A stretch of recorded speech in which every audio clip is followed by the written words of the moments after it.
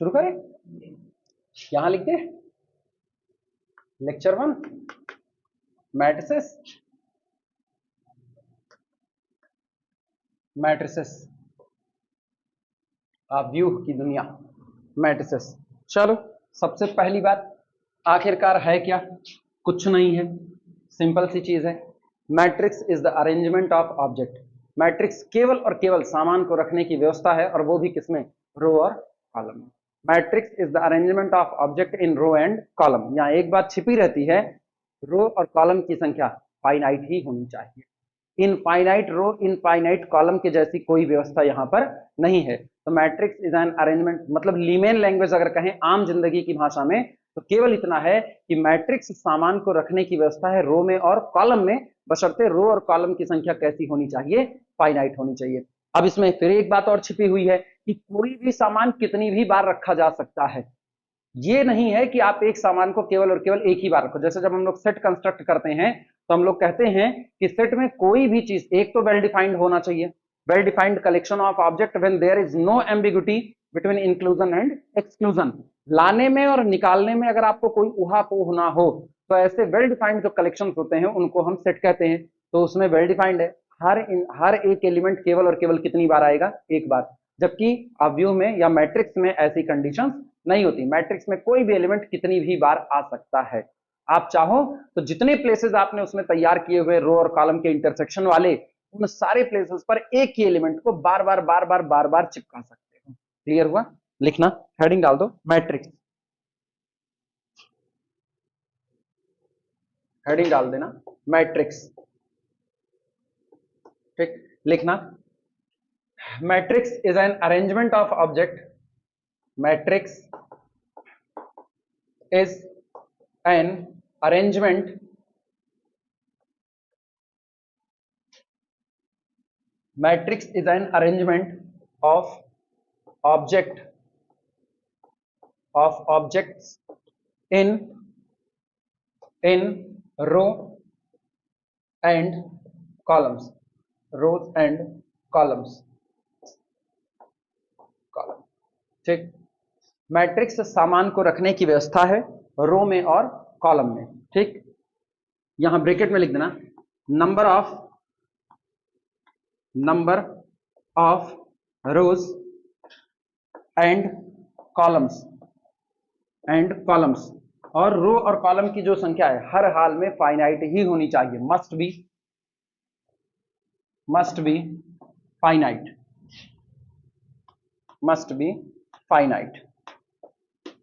ठीक, ये तो हो गया आम जिंदगी की भाषा में। अब बारी आती है मैथ की भाषा में। तो मैथ की भाषा में हम लोग क्या कहते हैं? Total m into n numbers का arrangement, total m into n numbers का रेक्टेंगुलर अरेंजमेंट रो में और किसमें? कॉलम में, वो क्या कहलाता है? मैट्रिक्स। क्योंकि हम लोग मैथ में जिनसे जिनसे भी हमारा इनकाउंटर होगा वो सारी की सारी मैट्रिसेस किसकी लिखी जाएंगी? नंबर्स की लिखी जाएंगी। क्लियर हुआ? फंक्शंस की भी बनती है, ऐसा नहीं कि नहीं बनती है। वेरिएबल की भी मैट्रिक्स बनती है। जैसे हम पहला एलिमेंट क्या कर दें? एक्स स्क्वायर एक्स क्यूब, इस तरीके से। अगला क्या कर दें? एक्स की पावर 4, एक्स की पावर 5, एक्स की पावर 6। इस तरीके से भी आप मैट्रिक्स तैयार कर सकते हो। लेकिन बेसिकली जो इनकाउंटर होता है वो किनसे होता है? नंबर्स वाले से। तो हम लोग जनरल बातें किसके लिए लिख रहे हैं? नंबर्स वालों के लिए ही लिख रहे हैं। क्लियर हुआ? लिखना और अथवा और a set of mn numbers, और करके ऐसे लिखना, और a set of m into n numbers, a set of mn numbers arranged in, जो कि व्यवस्थित किए गए हैं, arranged in the form of, arranged in the form of rectangular array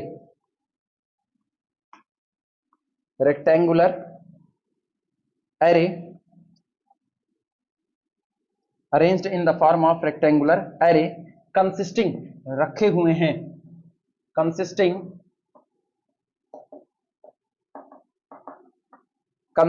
of m rows and n columns, and n columns, ठीक, is known as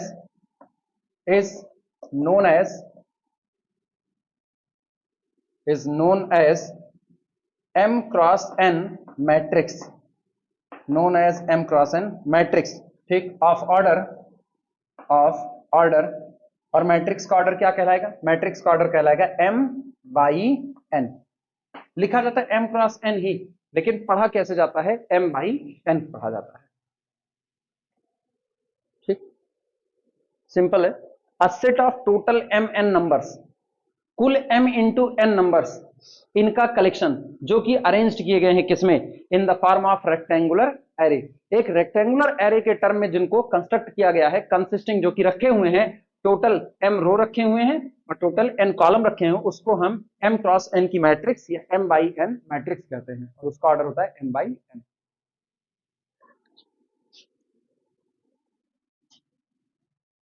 line change करके लिखना। Matrices are usually denoted by matrices are usually denoted by matrices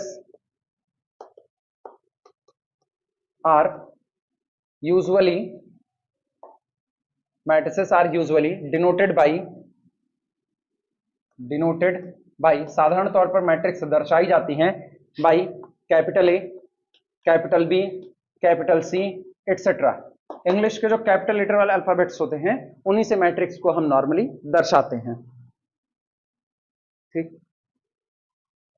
notation की बारी आती है। Notation देखना, notation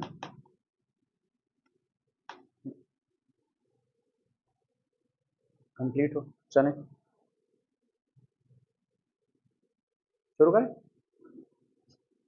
capital A is equal to A11, बाद में बताएंगे A11 में ये है कौन। A11, A12 up to so on A1n, A21, A22 up to so on A2n, इस तरीके से चलते हुए AM1, फिर up to so on AMN, M2 up to so on AMN।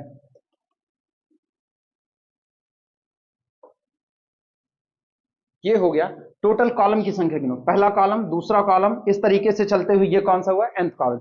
यानी जो आपका सेकंड वाला सफिक्स है वो कॉलम की संख्या को बताएगा, और जो पहला सफिक्स है, फर्स्ट रो, सेकंड रो, इस तरीके से चलते हुए nth रो, तो आपका पहला सफिक्स रो की संख्या को बताता है और सेकंड वाला सफिक्स जो आपका है वो कॉलम की संख्या को। कॉलम रो की संख्या m, कॉलम की संख्या n, तो ये आपकी कितने बाई कितने की मैट्रिक्स हुई? m बाई n की मैट्रिक्स हुई, ठीक। ये होता है कॉलम फर्स्ट, ये आपका हुआ column second, first column, second column, ये हुआ कॉलम nth कॉलम, ये सेकंड कॉलम, ये फर्स्ट कॉलम, ठीक। और इस तरीके से अब रो की बात करें तो रो में इधर से देखते हैं, ये हमारी कौन सी हुई? फर्स्ट रो, फर्स्ट रो, ये कौन होगी?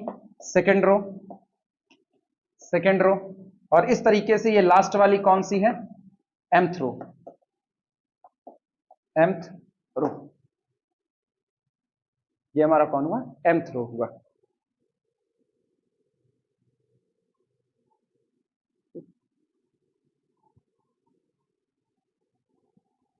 इन शॉर्ट, अब इसी चीज को हम शॉर्ट में लिखते हैं। शॉर्ट में लिखेंगे तो सफिक्स की बात करते हैं फिर। इन शॉर्ट, संक्षेप में कहें तो capital A is equal to collection of A I J M by N। Capital A पहला सफिक्स किसका है? रो का। तो इसका मतलब है आपने क्या किया? आपने एक जनरल एलिमेंट बैठा दिया। वो जनरल एलिमेंट कहां का है?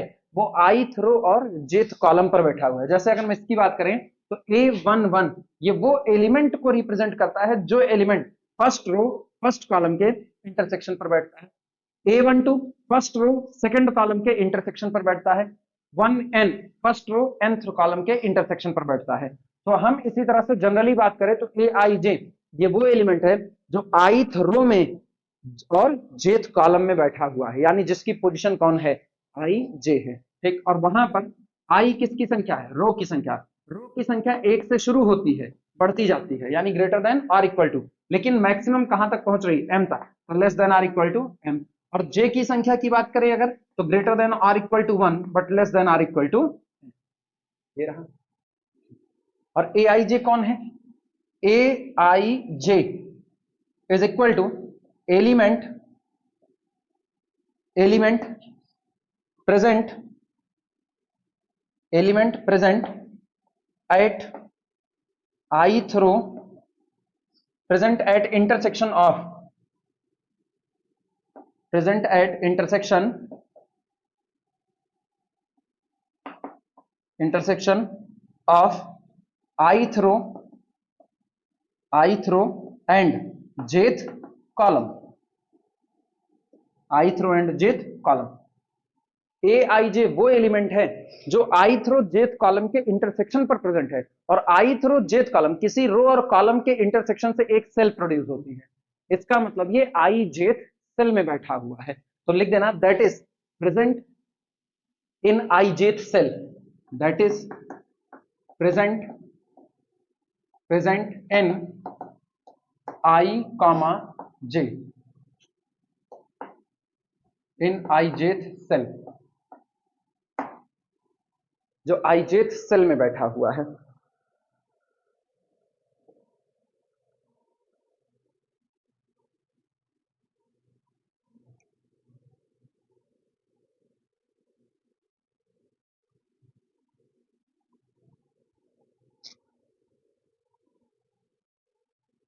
हो गया, तुरंत एग्जांपल लिखते हैं।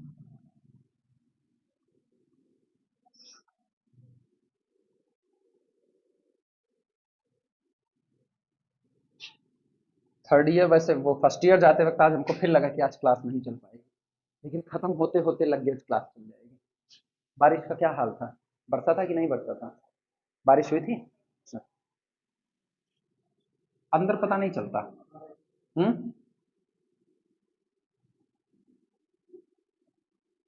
ऐसे सुबह लगा सुबह क्लास नहीं चलेगी ना, लड़के मान करके बैठते क्लास तो चलेगी चलेगी।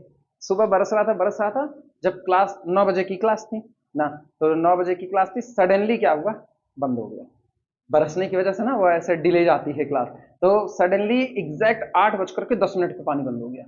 हमको ये सही है, मतलब उतना टाइम भगवान ने रखा हुआ है कि लड़के पहुंच जाए पढ़ने के लिए, नुकसान ना हो, मौसम भी ठंडा कर देंगे, पढ़वा भी देंगे, कोई टेंशन लेने की जरूरत नहीं है। एग्जाम्पल, एक्चुअली ना मैंने बात की है ऊपर फोन से भगवान से कि देखिए और सब ठीक है, लेकिन ये एक प्रेम की हमारी वो मांग है, उसको पूरा कर दीजिएगा। पूरा कर दिए, हाँ, नहीं फरियाद नहीं, फरियाद उनसे की जाती है जिनके आगे वो मतलब मिलने ना मिलने का चांस होता है, मिलेगा भी नहीं मिलेगा। अपने वालों से फरियाद नहीं की जाए, अपने वालों से हक पूर्वक मांगा जाता है। तो भगवान से कुछ मांगो तो हक से मांगो, हाँ, ये लगे कि हाँ मांग रहे, तभी तो लगता है कि यार मेरे को तुम पर भरोसा है, इसीलिए तो तुम्हारे पास आए हुए हैं। फरियाद तो उनसे होती है जिनके ऊपर भरोसा नहीं होता है, दे भी सकता है नहीं, राजा से फरियाद करो साहब सजा माफ कर दीजिए, कर भी सकता है नहीं भी कर, भगवान से कहो ये सजा माफ करो यार ना, तुम्हारे ही तो है, काहे के लिए मार करके फिर अपने पास बुलवाओगे, नीचे ही रहने तो, नीचे से देख लो, ऊपर से हाथ इधर उधर से हाथ हिला के काम चल जाएगा। Capital A is equal to, एक मैट्रिक्स ले लेते हैं, जैसे हम लोग ले लेते हैं आई टू दी पावर 4 और जे टू दी पावर 3 कर देते हैं, आई की पावर 4 जे की पावर 3, और आई और जे के बारे में बता देते हैं कि आई और जे कहां से कहां तक जाएगा। यहां पर इसने कह दिया कि I greater than or equal to 1 but less than or equal to 3, और जे के बारे में कह दिया J greater than or equal to 1 but less than or equal to, मतलब जो रो की संख्या है वो मैक्सिमम कितनी है, 3 ही रो है, और कॉलम कितने हैं, 4। और इसको एक्सप्लेन करो। So capital A is equal to, पता है, आप आई और जे भरो, फर्स्ट रो फर्स्ट कॉलम, बाकी पावर को आप वैसे ही बैलेंस करते रहो। तो आई बराबर 1 चुनो और जे को वेरी कराते रहो, तो 1 की पावर 4 और इंटू, ये इंटू में लिखा गया है, इंटू जे की जगह पर कितना 1, तो 1 की पावर 3। अब रो आपकी नहीं चेंज होगी, रो आपकी फर्स्ट रहेगी, लेकिन कॉलम आपका दूसरा हो चुका है, तो 1 की पावर 4 इंटू दूसरा कॉलम 2 की पावर 3, फिर 1 की पावर 4 और इनटू थर्ड कॉलम 3 की पावर 3, फिर 1 की पावर 4 और चौथा कॉलम 4 की पावर 3। क्या 4 कॉलम तैयार हो गए कि नहीं? अब ये याद रखना पावर 4 3 4 3 4 3 4 3 ही रहेगी और आप रो कॉलम से इनको बैलेंस कर दो। अब आप आ रहे हो सेकंड रो में, तो कितना 2 की पावर 4 इंटू 1 की पावर, सहमत हो? दूसरे कॉलम में आओ, रो आपकी सेकंड है, कॉलम आपका दूसरा है, तो 2 की पावर 4 इंटू 2 की पावर 3, फिर 2 की पावर 4 इंटू 3 की पावर 3, 2 की पावर 4 इंटू 4 की पावर 3। अब लास्ट थर्ड रो, रो 3 से ज्यादा नहीं है, तो 3 की पावर 4 1 की पावर 3, फिर 3 की पावर 4 2 की पावर 3, इसके बाद फिर 3 की पावर 4 इंटू 3 की पावर 3, अगला 3 की पावर 4 की पावर 3। अब ये बताओ क्या इसको सॉल्व करके लिखा जा सकता है कि नहीं? करना नहीं है, लिख सकते हैं, यही हमारी मैट्रिक्स है। और ये मैट्रिक्स कितने बाई कितने की है? 3 रो और 4 कॉलम, 3/4। क्लियर हुआ? नोट कर लो 3/4। मैट्रिक्स की एंट्री जिस दुनिया से आती है, मैट्रिक्स के नाम का बिल उसी पे फाड़ा जाता है। अगर मैट्रिक्स के अंदर की सारी एंट्री रियल से आ रही है तो रियल मैट्रिक्स, अगर सारी की सारी एंट्री रेशनल की फील्ड से आ रही है तो रेशनल मैट्रिक्स, अगर सारी एंट्री कॉम्प्लेक्स की दुनिया से आ रही है तो कॉम्प्लेक्स मैट्रिक्स हो जाएगी। ठीक, लिखा हुआ है तो ठीक है, नहीं लिखा हुआ है तो जनरली हम लोग उसको कॉम्प्लेक्स मैट्रिक्स ही मानेंगे, क्योंकि सबसे बड़ी फील्ड कौन सी मानी जाती है हम लोगों की? ऐसे नॉर्मली कॉम्प्लेक्स की आ जाती है। क्लियर हुआ? नोट में लिखना इस बात को, इस बात को नोट में लिखना, लिखना नोट लिखना। A matrix whose each element, a matrix, a matrix whose each element,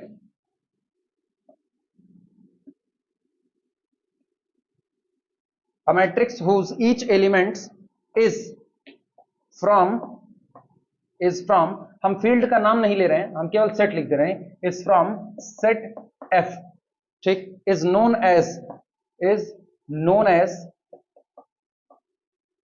is known as F matrix, F matrix।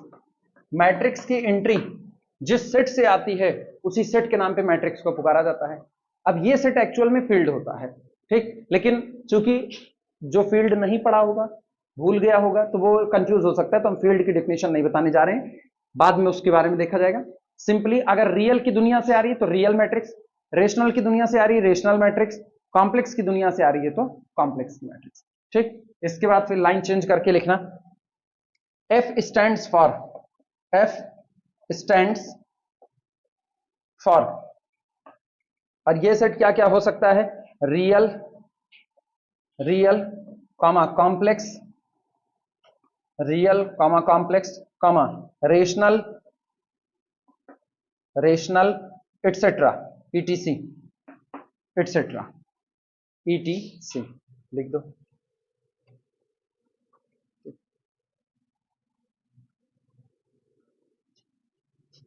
For example,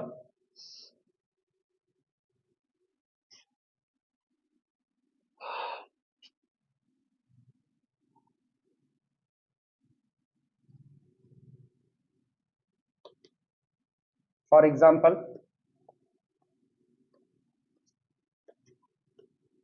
if capital A is equal to, if capital A is equal to matrix A I J, order तुम्हारे ऊपर है, जो मर्जी कर लो, 2x3 कर देते हैं, such that, such that अगर हम कैपिटल ए 2/3 की एक ऐसी मैट्रिक्स लेते हैं जिसके अंदर की जितनी भी एंट्री है वो सारी की सारी entry, such that A I जे पे शर्त है बिलोंग टू द कैपिटल, वो आर से आ रही है, तो इसका मतलब ये क्या हुआ? Such that A I J belong to capital R for all I comma J, किसी भी रो किसी भी कॉलम में जो एंट्री मौजूद है वो रियल है, तो ऐसे में then capital A is called, capital A is called real matrix, capital A is called real matrix. Note कर लो, नोट में है ना? ये नोट ही तो चल रहा है, सेकंड नोट करना, इसको पहला नंबर दे देना नोट में, ये आपका हो गया note number 1। Note number 2, by default, by default, default का मतलब दुर्घटनावश, तो हाँ बाई डिफॉल्ट, डिफॉल्ट गलती भी तो होता है, फॉल्ट गलती होता है, हाँ फॉल्ट गलती होता है, तो मेरी अंग्रेजी भ्रष्ट है, इस पर ध्यान न दिया जाए, कोई ध्यान ना दे। सेकंड, हम खुद भी ध्यान नहीं दे रहे हैं। बाई डिफॉल्ट, पूर्व निर्धारित, पूर्व निर्धारित बोल सकते हैं कि नहीं? बाई डिफॉल्ट इफ, यदि there is no adjective, if there is no adjective,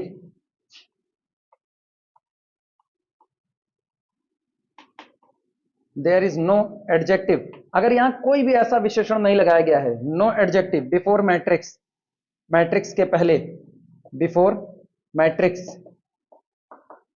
it is complex matrix, it is complex matrix,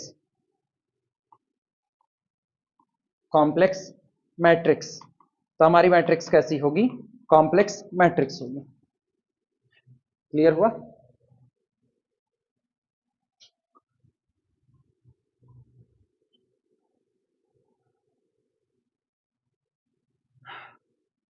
ठीक, अब मैट्रिक्स के परिवार में अलग अलग टाइप के मेंबर होंगे, और किसी परिवार में अलग अलग टाइप के मेंबर होते हैं, तो आपको हर मेंबर से पहचान जरूरी नहीं है, लेकिन परिवार के जो खास मेंबर होते हैं, जो आपसे हर रास्ते टकराने के जोखिम रहता है कि हर रास्ते वो आपसे टकरा सकते, उनके बारे में अब इंफॉर्मेशन इकट्ठा कर लेंगे। तो कुछ खास तरह की मैट्रिक्स होती हैं, उनको जरूर पढ़ लिया जाएगा। हेडिंग डाल दो, various type of matrices, various type of matrices, कुछ विशेष प्रकार की matrices.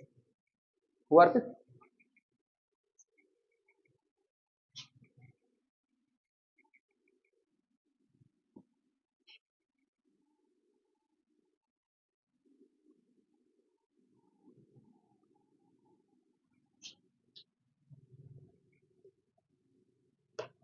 various type of matrices, of matrices। सबसे पहले परिवार का सिर्फ दो बंटवारा, मतलब हम लोग ऐसे ना बाई नेम लिखेंगे, लेकिन परिवार का पूरा बंटवारा केवल और केवल दो टाइप में होगा बस, एक स्क्वायर मैट्रिसेस, दूसरी नॉन स्क्वायर मैट्रिसेस। अगर हम मैट्रिक्स का बंटवारा करें, ये कुछ ऐसा होता है। सबसे पहले होते हैं मैट्रिक्स, और इस मैट्रिक्स में एक निकलते हैं non square, non square matrices, matrices. इनका बिहेव क्या होता है? Number of, number of row does not equal to columns, जब रो और कॉलम की संख्या आपस में बराबर नहीं होती। और दूसरे वो निकल करके आते हैं जिसमें number of row is equal to columns, is equal to column, row की संख्या कॉलम की संख्या के बराबर आती है, तो इनको नाम देते हैं स्क्वायर मैट्रिसेस, स्क्वायर मैट्रिसेस हो गए। ठीक, अब कुछ लोग ऐसे होंगे जो दोनों में जाएंगे, कुछ लोग ऐसे होंगे जो दोनों में चले जाएंगे। सबसे पहले इनमें आते हैं, इनमें जो सबसे पहले अपने को टकराता है वो होती है रो मैट्रिक्स। सबसे पहली कौन होती है? Row matrix. नाम से ही जाहिर है, सिर्फ और सिर्फ रो की बलिहारी होगी बस, कॉलम चाहे जितने हो, मालिकाना हक किसके पास है? रो के पास है। यानी इस पूरे परिवार में सिर्फ और सिर्फ एक ही रो हो सकती है, एक से ज्यादा रो नहीं हो सकती। कॉलम पर कोई रेस्ट्रिक्शंस नहीं है, वो कितने भी हो सकते हैं, इनफाइनाइट नहीं हो सकते हैं, वो पहले भी हम लोग कह चुके हैं। Row matrix. दूसरा फिर इसमें कौन होता है? दूसरा इसमें होती है कॉलम मैट्रिक्स, कॉलम मैट्रिक्स। लिखना मत, अभी हम सब लिखा रहे हैं। इस तरीके के ना, इस तरीके से अलग अलग नहीं करेंगे, बाई नेम वैसे लिखते चले जाएंगे एक एक, उसी के बारे में वहां सारी बातें भी लिख देंगे। या तुमको अगर कहीं पर इसको छापना है तो ऐसे छाप सकते हो, कोई टेंशन नहीं है इसमें, हालांकि ऐसा कुछ करने की जरूरत नहीं। कॉलम मैट्रिक्स मतलब सिर्फ और सिर्फ कितने कॉलम होंगे? एक कॉलम होगा, रो कुछ भी हो सकती है, लेकिन कॉलम की संख्या फिक्स है, कितनी रहनी है? एक, सीधे एक। इसके बाद फिर कौन सी आती है? इसके बाद बोलो। हाँ, कौन सी? नहीं, डायगोनल इस परिवार का हिस्सा नहीं आएगा। किसका?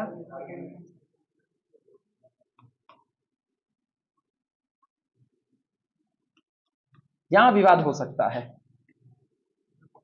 अपर ट्रायंगुलर मैट्रिक्स, इधर विवाद हो सकता है भयानक वाला, बड़ी भीड़ मानती है, किताबों में लिखा मिलता है lower triangular upper triangular matrices जो भी होती हैं स्क्वायर ही होती हैं। ठीक, तब रेफरेंस दिया जाता है हॉर्न एंड जोहानसन, वो सीधे सीधे लिखते हैं रो और कॉलम की संख्या का बराबर होना कोई बहुत बड़ी बात नहीं है, ये कंपलसरी नहीं है। फिर भी आईआईटी जैम के पर्पज से इनको स्क्वायर की ही कैटेगरी में फेंक देंगे ना, फिर भी, क्योंकि ये बड़ी बात है कि आप एक किताब का रेफरेंस देके ऐसी बातें कर रहे हो। आप एक किताब का रेफरेंस, हॉर्न एंड जोहानसन को हम गलत नहीं कह सकते हैं, मेरे ख्याल से तुम लोगों को शायद दिखाए भी हैं उसमें, दिखाए कि नहीं दिखाए हैं? उधर जब बीएससी में पढ़ा रहे थे तो दिखाए थे कि नहीं दिखाए थे? बताए हुए थे, दिखाए नहीं थे किताब में ना।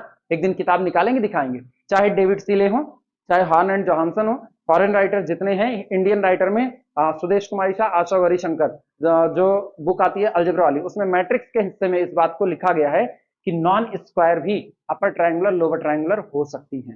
ठीक, तो अपर ट्रायंगुलर लोअर ट्रायंगुलर, हाँ कि विवाद से बचते हुए इसको यहां से हटा दे रहे हैं, जबकि हमसे कोई पूछे तो हम सीधे सीधे उसको इसी कैटेगरी में रखेंगे।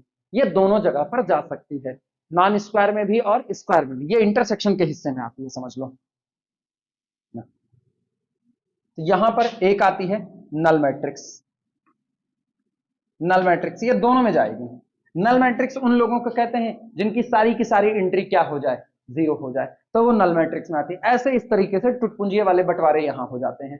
अब नल मैट्रिक्स इंटरसेक्शन में भी जा सकती है, नल मैट्रिक्स रो मैट्रिक्स भी हो सकती है, कॉलम मैट्रिक्स भी हो सकती है, और नल मैट्रिक्स कंप्लीटली स्क्वायर भी हो सकती है, कोई दिक्कत नहीं। स्क्वायर वाले में हम लोग बड़े फेमस फेमस नाम जानते हैं, सबसे पहले तो इसी को चढ़ा दो, नल मैट्रिक्स स्क्वायर वाले में चली आएगी, हाँ या ना, रो और कॉलम को आप बराबर कर दो, कोई टेंशन नहीं है। इसके बाद दूसरे वाले में आइडेंटिटी मैट्रिक्स, याद आया, आइडेंटिटी मैट्रिक्स आ जाएगा।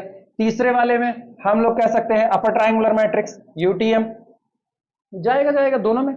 थर्ड के बाद फोर्थ में आ जाओ, lower triangular matrix, lower triangular matrix. इसके बाद फिर हम लोग आते हैं पांचवें वाले में डायगोनल मैट्रिक्स, डायगोनल मैट्रिक्स। ठीक, इसके बाद हम लोग आते हैं छठवें वाले पे इन्वोल्यूटरी मैट्रिक्स, फिर इसके बाद स्केलर मैट्रिक्स, मतलब अलग अलग टाइप के चले आते हैं। तो बेसिकली बंटवारा केवल दो में होता है, एक स्क्वायर मैट्रिक्स और दूसरा नॉन स्क्वायर। इसके बाद इसके अंदर में इनके वजीर खुलने चालू हो जाते हैं। चले शुरुआत करें, इसीलिए ऐसे बंटवारे विवाद पैदा करते हैं, इसलिए ऐसे बंटवारे कर नहीं रहे हैं। क्लियर हुआ?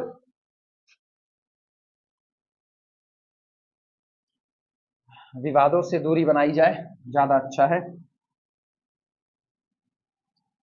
मन नहीं मानता, उनमें पढ़ने के बाद अपर ट्रायंगुलर लोअर ट्रायंगुलर के ऊपर ऐसी जबरदस्ती वाली शर्तें थोपने का मन नहीं करता, तो वहां से बचने का एक रास्ता निकाल लेते हैं, square upper triangular matrix, square lower triangular matrix, हम नंबर लगा देंगे आगे स्क्वायर, जो अब भाग के कहीं जा भी नहीं सकता है। ठीक, याद है ना, तू ही घर द्वार तू ही चूल्ही नेवार, बस वही काम करेंगे हम लोग। चलो सबसे पहले वेरियस टाइप में लिखना जीरो मैट्रिक्स, जीरो मैट्रिक्स ये पूरी दुनिया की शुरुआत ही हुई है शून्य से, जीरो मैट्रिक्स, या इसी को हम लोग कहते हैं और नल मैट्रिक्स।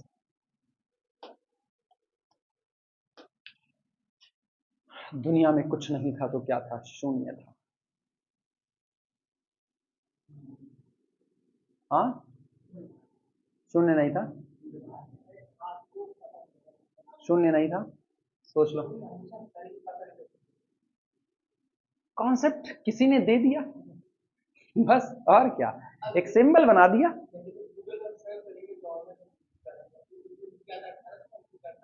क्या? हाँ,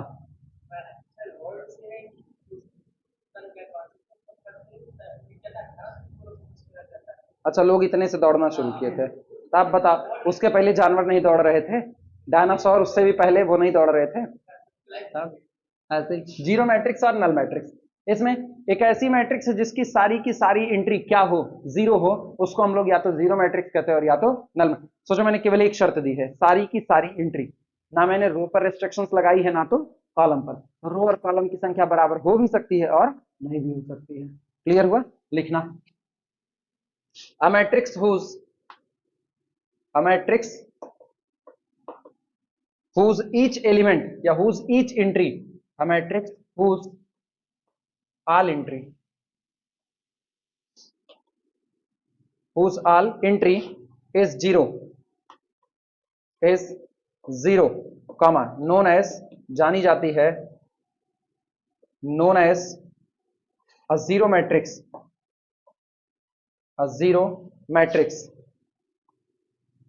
known as a zero matrix और अथवा null matrix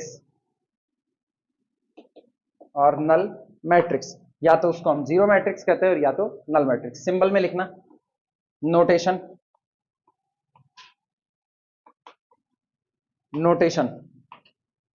में एक बड़ा सा ऐसे जीरो बनाना और यहां लिख देना m/n। ये m/n की नल मैट्रिक्स है, नोट कर लो।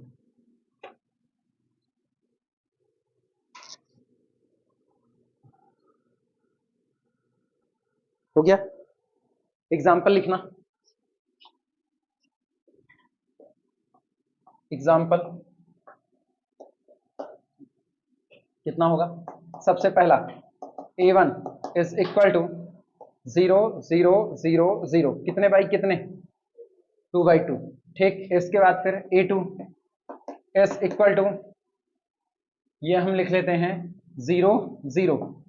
इसमें ये हो गई 2/2 की, ये कितने की हो गई 2/1 की। ये बताओ कितने कॉलम हैं? एक, तो ये हो जाएगा कॉलम मैट्रिक्स। बाद में इसको कर देते हैं। इसके बाद फिर a3 पर आ जाना। a3 इज इक्वल टू कितना हो जाएगा 0 0 0। ये कितने बाई कितने की है 1 क्रॉस 3 1/3 की। ईटीसी कर दो, मतलब अभी हम एक एक दिखाए, इससे कोई फर्क नहीं पड़ता है, ऐसे और भी तैयार किए जा सकते हैं। ईटीसी हो गया। अगर ऑपरेशन नॉर्मल एडिशन का है तो ये हो गया। अगर ऑपरेशन नॉर्मल एडिशन नहीं है, एडिशन मॉडुलो 4 है, एडिशन मॉडुलो 4 है, मैट्रिक्स की जितनी एंट्री भरी गई है सब 4 का मल्टीपल है, तो वो भी किसको रिप्रेजेंट करेगा? Null matrix. क्योंकि मॉडुलो 4 पे आप काम कर रहे हो और 4 का मल्टीपल भर करके रखे हो, तो मॉडुलो 4 में 4 का मल्टीपल क्या नजर आता है? 0, क्योंकि 4 से डिवाइड होकर के रिमाइंडर कितना छोड़ेगा? 0 छोड़ेगा। लिखना इस बात को भी, ठीक, डबल स्टार करके इस बात को लिखना ना, ये कुछ एक्स्ट्रा ही बातें हैं। लिखना if operation is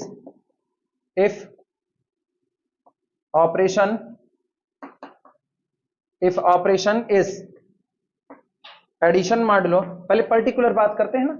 if operation is addition modulo 4 then, अगर ऑपरेशन एडिशन मॉडुलो 4 है तब देन ऐसे मैट्रिक्स तैयार करना। इधर हम लिख रहे हैं 4, इधर हम लिख रहे हैं 12, दिस कॉमा अगला हम लिख रहे हैं 4 का 4 4 9 8 4 3 12 4 चौक ना 4 चौक 16 ना, हम इसको 24 कर देते हैं, छोड़ो ऐसे कर देते हैं।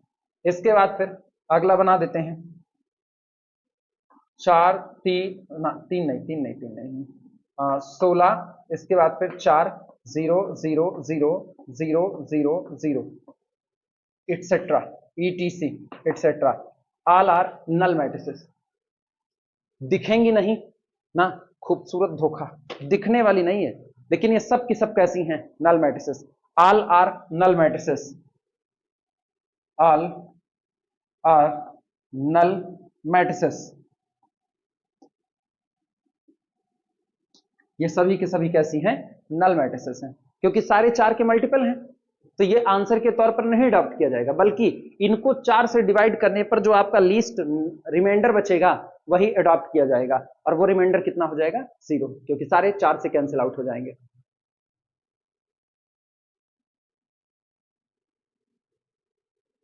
हुआ? चलो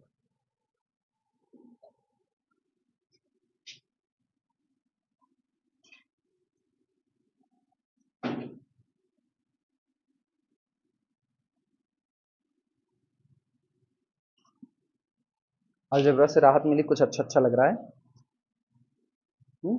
अलजेब्रा से भाग रहे हो ना, रुक जाओ बताते हैं। फिर लिखना in general,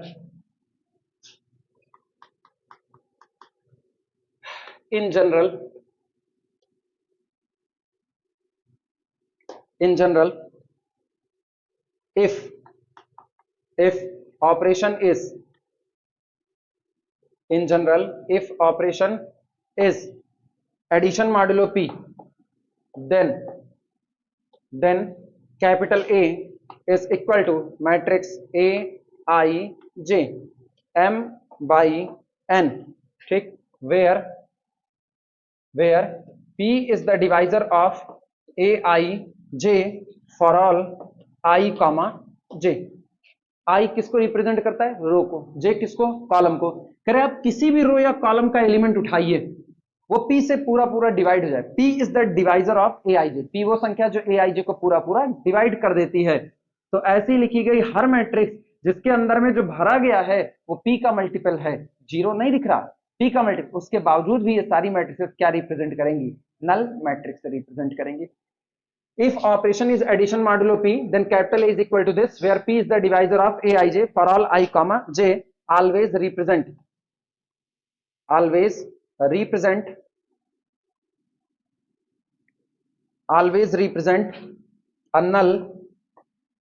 a null matrix। ये हमेशा एक नल मैट्रिक्स को रिप्रेजेंट करेंगे। इसको लिख करके घेरा मार देना, ये जरूरी बात है। always represent a null matrix।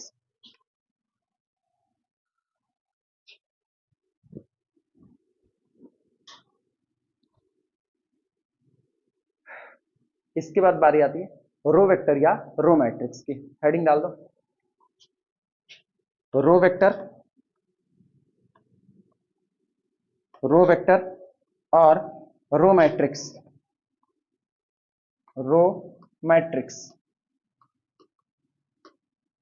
Row vector और रो मैट्रिक्स।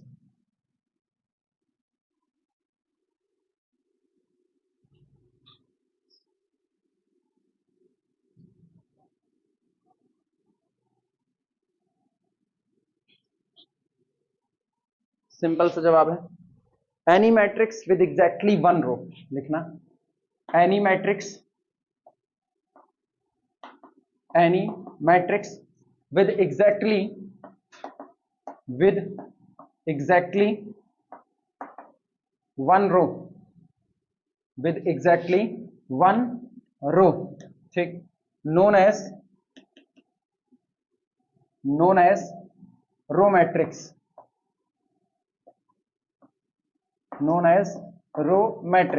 ऐसी मैट्रिक्स जिसके पास केवल और केवल एक रो होती है उसको हम लोग रो मैट्रिक्स कहते हैं। कोई फर्क नहीं पड़ता उस रो में भरी गई एंट्री कैसी है, कोई फर्क नहीं पड़ता है कि मैट्रिक्स के पास मौजूद कॉलम की संख्या कितनी है। एग्जाम्पल लिख दो तुरंत। एग्जाम्पल में सबसे पहला A1 इज इक्वल टू 2 3 4, ये हो गया। A2 is equal to 0 0 0। इसके बाद फिर A3 is equal to 3 2 4 -1 etcetera ETC। All are, ये सभी हैं ऑल आर रो मैट्रिसेस। ये सभी की सभी कौन है? रो मैट्रिसेस हैं। नोट कर लो।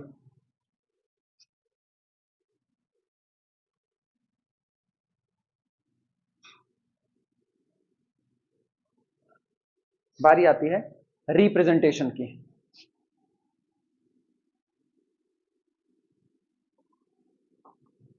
रिप्रेजेंटेशन कुछ नहीं करना, अपने को इनको रिप्रेजेंट करने के लिए केवल एक काम करना, बस capital A is equal to matrix A I J नहीं लिखना है, आई फिक्स है, एक ही रो रहना है, तो 1 A आई जे। और आप जे के ऊपर शर्त लगा दो, जे कहां से कहां तक वेरी कर सकता है।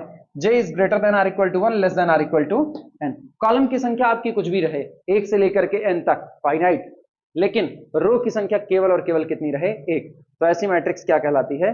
रो मैट्रिक्स कहलाती है। क्लियर हुआ? अगली हेडिंग डाल देना कॉलम मैट्रिक्स और कॉलम वेक्टर। कॉलम मैट्रिक्स और column vector.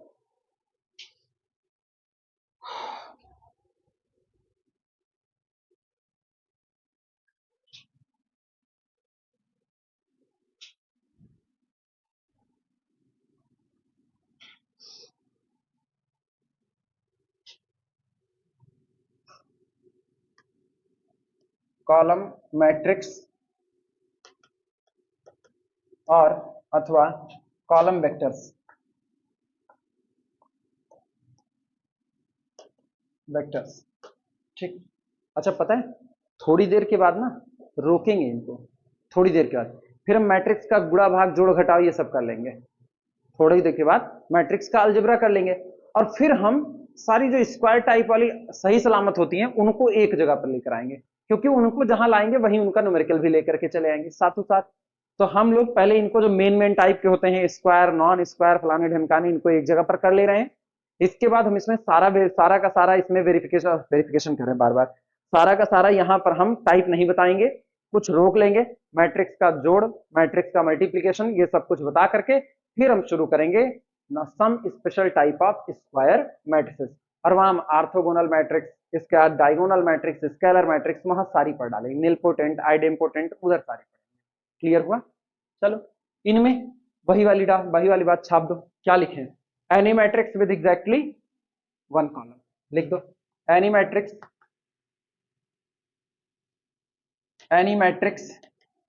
with exactly one column, any matrix with exactly one column known as column matrix। कोई ऐसी मैट्रिक्स जिसमें केवल और केवल एक कॉलम, रो की संख्या पर कोई रोक टोक नहीं है। एग्जाम्पल, एक और बात लिख सकते हो, ऐसा ऐसा ऐसा, और अथवा पढ़ाए नहीं है लेकिन जानते हो इसलिए काम कर सकते हो, transpose of row matrix known as the column matrix. ये भी कह सकते हैं ना, ट्रांसपोज जानते हैं, रो को कॉलम में कॉलम को रो में इंटरचेंज कर देना, corresponding row converted into corresponding column, यही इतने का होता है। लिख दे चलेगा? हाँ लिख दो फिर। हाँ transpose of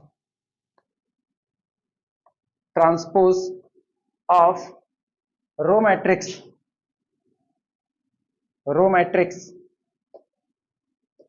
known as column matrix।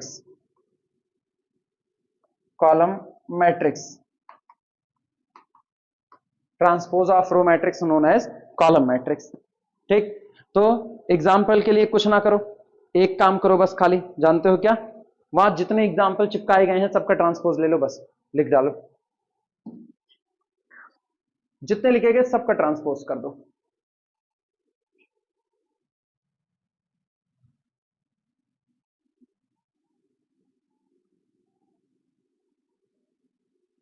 दो तीन चार example, A1 is equal to 2 3 4, ठीक, A2 is equal to column 3 2 नाना 0, A3 is equal to 3 2 4 minus etcetera etc। ठीक, बस ऐसे ही छोड़ो। रिप्रेजेंटेशन,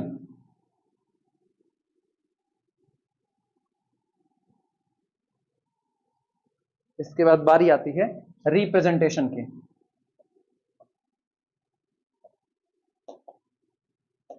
रिप्रेजेंटेशन बोलो क्या लिखें? Capital A is equal to matrix, बोलो AI1, क्योंकि कॉलम की संख्या एक ही है, तो एक काम करो I को बता दो, I greater than or equal to 1 less than or equal to n। Row की संख्या एक से लेकर के m तक वेरी करेगी, लेकिन कॉलम फिक्स रहेगा, वो कितना रहेगा? केवल और केवल एक कॉलम रहेगा बस। ठीक,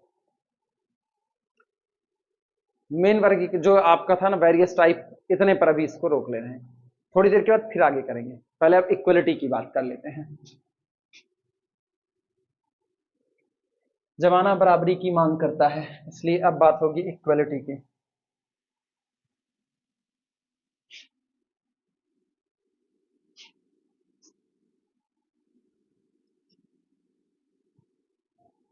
और फिर 2 मिनट वीडियो रोक दो, 2 मिनट के चले। हेडिंग है equality of to matrices. Equality of to matrices,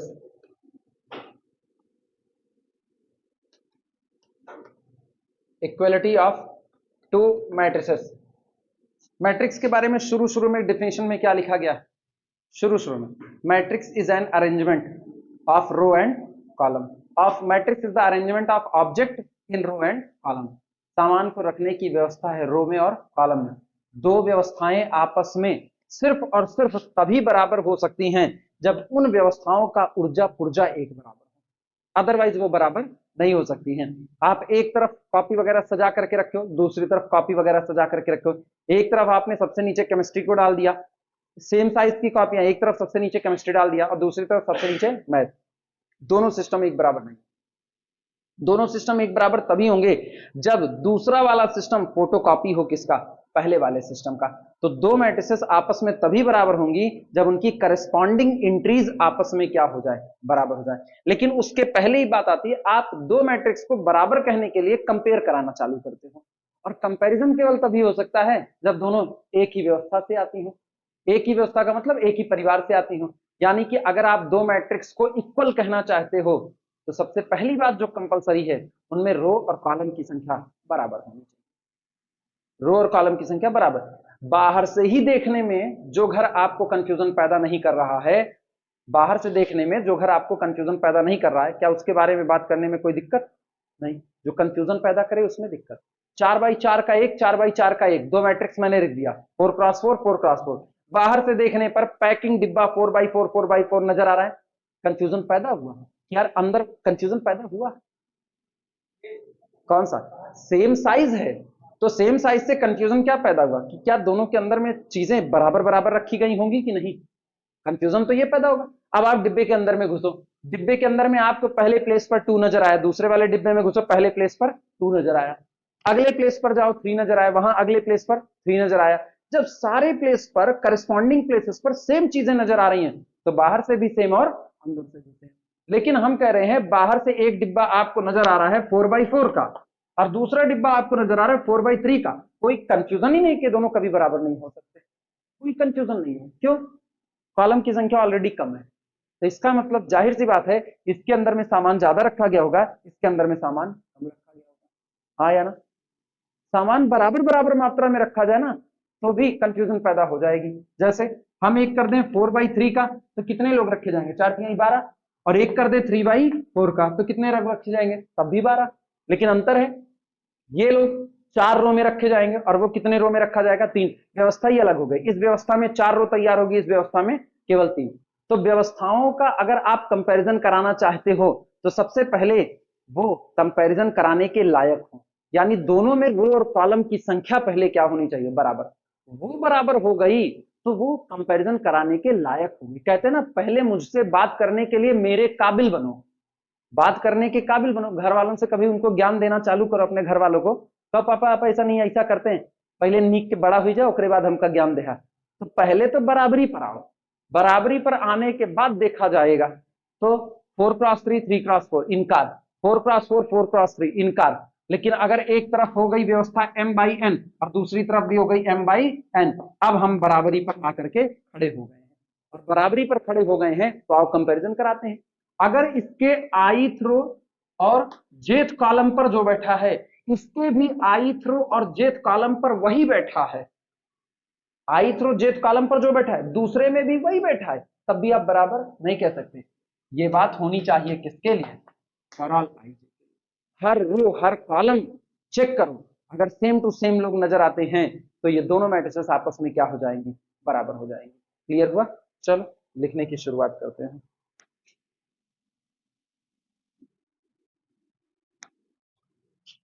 heading पढ़ी, इक्वलिटी ऑफ टू मैट्रिसेस। इसमें लिखना टू मैट्रिसेस आर कन्फॉर्मेबल, उपयुक्त होती हैं। Two matrices, two matrices, two matrices are conformable, two matrices are conformable for being, for being, for being equal, equal if यदि they are of, if they are of same order, they are of same order. Two matrices are conformable for being equal. दो matrix equal होने के लिए उपयुक्त होती हैं if they are of same order, अगर दोनों का ऑर्डर कैसा हो, सेम हो। लेकिन अभी केवल उपयुक्त हुई हैं, बराबर नहीं हुई हैं। अब बारी लिखना, आगे लिखना, they will be equal, वे आपस में बराबर हो जाती हैं, they will be equal, they will be equal if and only if, केवल और केवल तब, if and only if their corresponding elements, their corresponding elements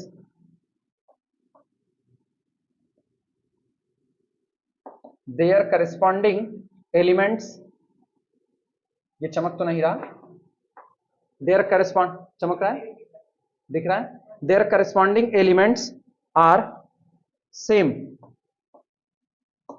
अगर उनके करस्पॉन्डिंग एलिमेंट्स आपस में सेम हो गए, करस्पॉन्डेंसी का मतलब होता है अनुरूपता, जैसे हम नजर आए उसी जगह तुम नजर आओ, हम हैं फर्स्ट रो सेकंड कॉलम में, तो तुम्हारे हमारा कंपैरिजन भी किससे किया जाए, फर्स्ट रो सेकंड कॉलम में।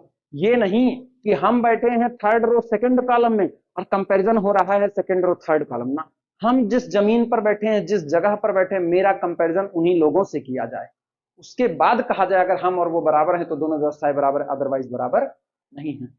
तो they will be equal if and only their corresponding elements are same, अगर उनके करस्पॉन्डिंग एलिमेंट कैसे हो जाते हैं, सेम हो जाते हैं। क्लियर हुआ? दैट इज, अर्थात that is if capital A is equal to, matrix में हमने ली ए आई जे, कितने क्रॉस कितने की, एम क्रॉस एन की, पहली matrix capital A is equal to A I J M cross N की। ठीक, इसी तरह दूसरी मैट्रिक्स भी सेम ऑर्डर की लो, capital B is equal to B I J M cross N की, देन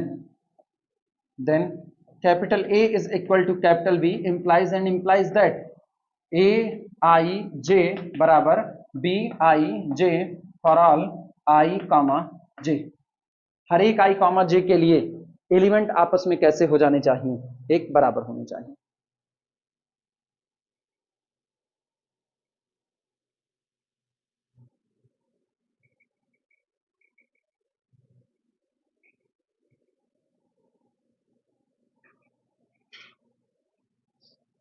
हो गया? चलो एग्जांपल देना।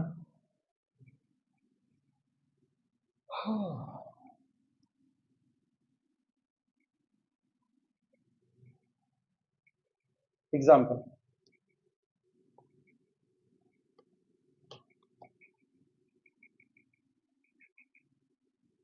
For capital A is equal to, एक मैट्रिक्स लेते हैं, 1 3 5 2 7 8 3 2 9, ये हो गया।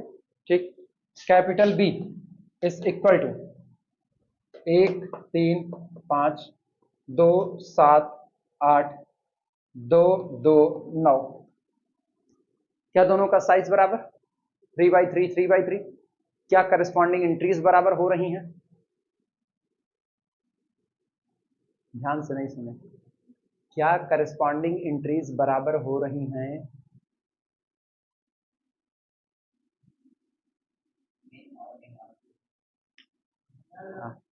अगली बात सुनो, एक तरफ कह रहे क्या करस्पॉन्डिंग एंट्रीज बराबर हो रही हैं, और एक तरफ कह रहे क्या सारी करस्पॉन्डिंग एंट्रीज बराबर हो रही हैं, अंतर आया कि नहीं आया ना, करस्पॉन्डिंग एंट्रीज बराबर हो रही हैं लेकिन सब बराबर नहीं हो रही हैं, और आपने कहा है कि सब बराबर होनी चाहिए, ये वाली डिफरेंट आ रही है, बाकी तो सब ठीक ठाक, लेकिन इन लोगों ने विद्रोह किया, तो इसका मतलब हियर हियर ये किस प्लेस पर बैठा है, A 3 1 third row first column does not equal to B 3 1, ठीक, सो इसलिए capital A does not equal to capital B, इसलिए दोनों मैट्रिसेस आपस में बराबर नहीं है।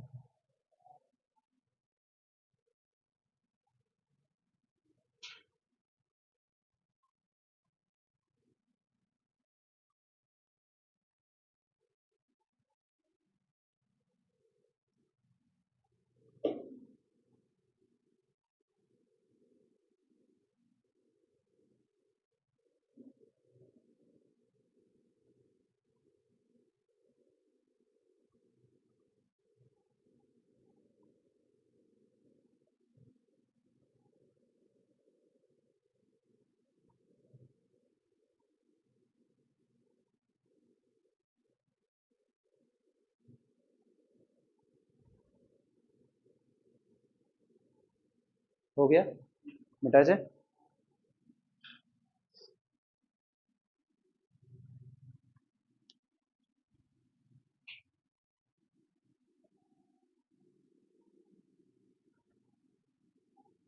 चलो अगली प्रॉब्लम लिखना।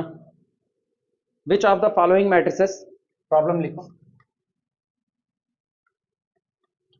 Which of the following matrices, which of the following, which of the following matrices,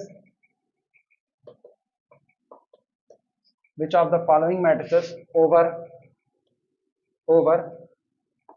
Z20 are same।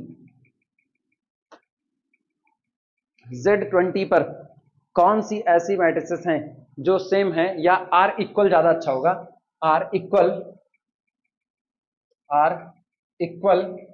To, R equal to, एक मैट्रिक्स हम यहां पर ले रहे हैं 1 2 3 4। नीचे हम कुछ मैट्रिसेस लिख रहे हैं, करें ये सारी मैट्रिसेस ओवर Z20 लिखी गई, मतलब सारी एंट्री कहां से आएंगी, Z20 से आ रही हैं। ठीक, अब नीचे लिखी गई मैट्रिक्स में से कौन सी मैट्रिसेस होंगी जो इनके बराबर होगी, इसके बराबर होगी। चलो सबसे पहली हम लिख रहे हैं, फर्स्ट हम लिख रहे हैं मैट्रिक्स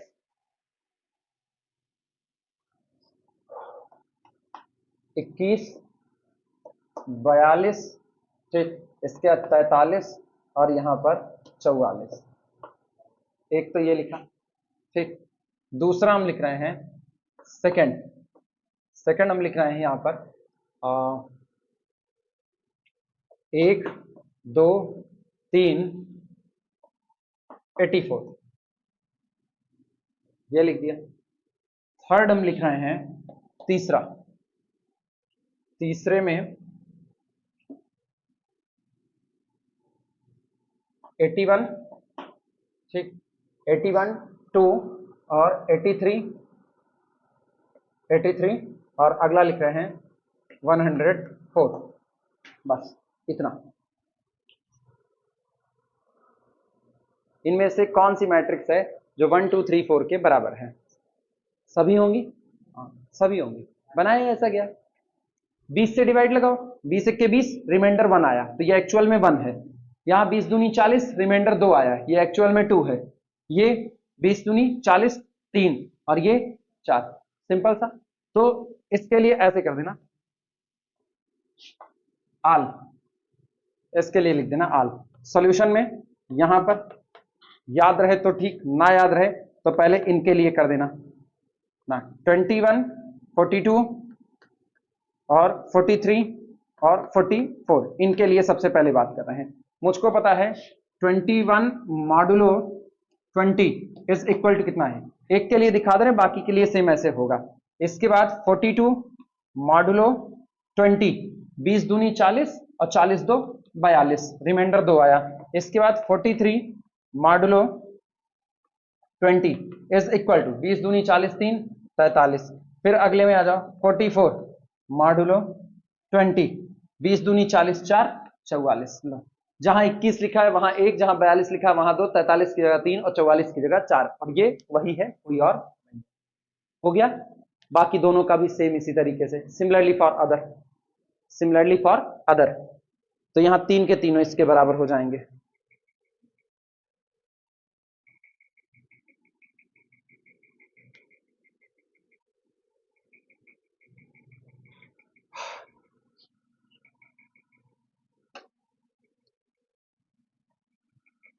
हो गया, चलो मिटाया जाए इनको।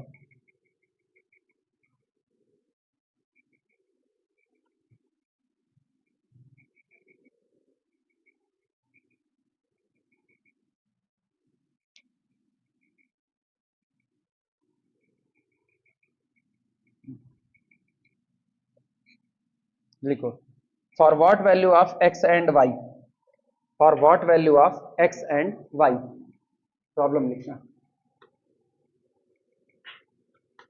For what value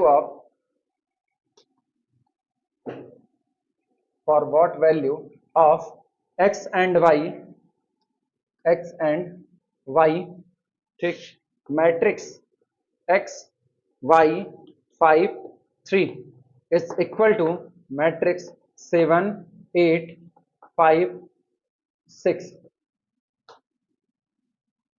for what value of x and y matrix this is equal to this.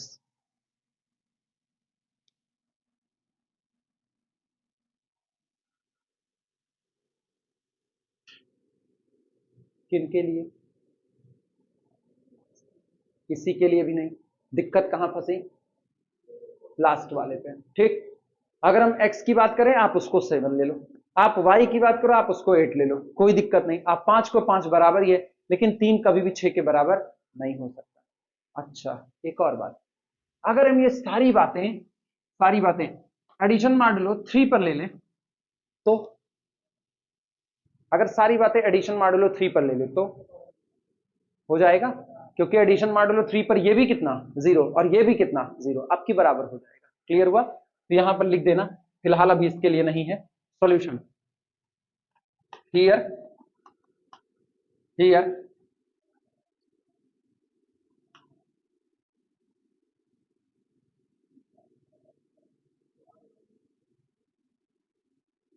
A22 is equal to 3 does not equal to B22, यहां A22 B22 के बराबर नहीं है। So no matter, no matter, इसलिए कोई matter ही नहीं करता, no matter that x is equal to 7 y is equal to 8, still x y 5 3 does not equal to 7 8 5 6। कोई फर्क ही नहीं पड़ता कि आप x is equal to 7 y is equal to 8 कर दो, इसके बावजूद भी ये दोनों मैट्रिक्स आपस में बराबर होने वाली नहीं है। गड़बड़ है अंग्रेजी, गड़बड़ है। अरे फीलिंग्स समझ में आ रही हैं, गड़बड़ सुधार लो। मेरी अंग्रेजी भ्रष्ट है, नहीं आया तो यही लिख दिए, लिखना कुछ और चाहते थे, क्या होना था? हाँ, no matter for that, no matter for X is equal to, no matter for हम लिख देंगे, हमको कोई दिक्कत नहीं है। जो मुझको आता नहीं उसमें हम ऐसे लिख देंगे, गणित में नहीं लिख सकते, अंग्रेजी में जो कहो वो लिख दो। तुमको इज एम आर की जगह आवाज लगा दो, वो भी लगा देंगे, कोई टेंशन नहीं। चले, कौन सा, दोनों चलेगा? चल, चलती का नाम गाड़ी। हाँ मतलब भावनाएं, आप समझिए, भावनाएं हम लोग मुंह खोल करके दिखा रहे हैं, आप उसी को देख लीजिए, काम चल जाए। भावनाएं तो उस लड़के ने भी दिखाई थी, उसकी भी अंग्रेजी माशाल्लाह थी, मैंने मजाक उड़ाया था। मैट्रिक्स इज द, नहीं, rank is the soul of matrix. तब कौन सा? हाँ मेरी भ्रष्ट है, हम दूसरे का मजाक नहीं उड़ा सकते, लेकिन मैंने उड़ाया।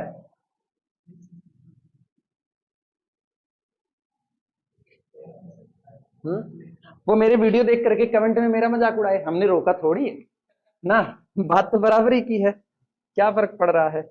प्रॉब्लम लिखना, हम किसी को नहीं रोकते अपना मजाक उड़ाने से, हम कहते बिल्कुल आप उड़ा सकते, स्वतंत्र हैं। Problem, capital A is equal to, matrix दी गई है, ठीक, 1 2 और ए बी, इसके बाद कैपिटल बी आपको दिया गया है, capital B is equal to matrix 3 4 5 6, ठीक। Under what condition, under what condition,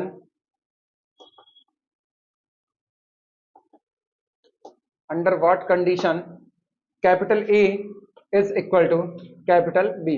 दो मैट्रिक्स आपको थमा दी गई, और करेक्ट कौन सी ऐसी कंडीशंस होगी जिसमें दोनों मैट्रिक्स आपस में क्या हो जाएंगी, एक बराबर हो जाएंगी। Under what condition these two matrices will be equal. चलो सोच करके जवाब दो, कौन सी कंडीशंस होगी जिसमें ये दोनों मैट्रिक्स आपस में बराबर हो जाएंगे?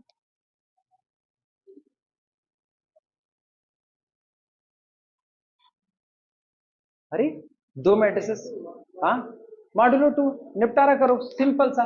3 को 1 बना दो, 4 को 2 बना दो, ये जादू हम ही लोग कर सकते हैं।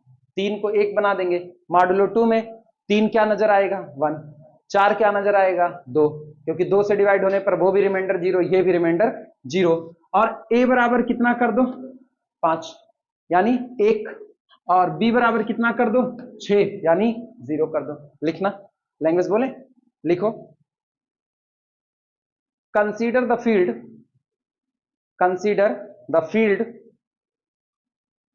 Consider the field Z2 with addition modulo 2 multiplication modulo 2। यही तो है, फील्ड हमेशा दो ऑपरेशन के साथ आता है, आया ना, एडिशन और multiplication. Consider the field Z2 with operation addition modulo 2 and multiplication modulo 2। हो गया। Then capital A is equal to, तो कैपिटल A आपका क्या बन जाएगा 1 0 A B, ये बन गया, और कैपिटल B आपका क्या बन जाएगा 1 0 और 1 फिर कितना 0, 1 1 0 0 हो गया। देन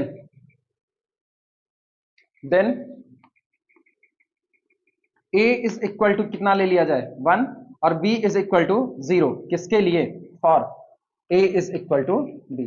तो A और B को बराबर होने के लिए आप केवल और केवल A बराबर 1 B बराबर 0 पुट कर दो, काम आपका खत्म हो चुका है। हो गया।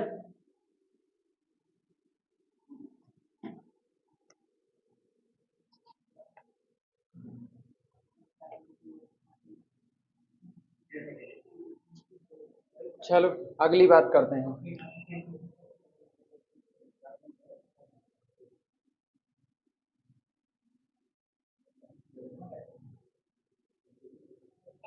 Problem, problem under what condition, under what condition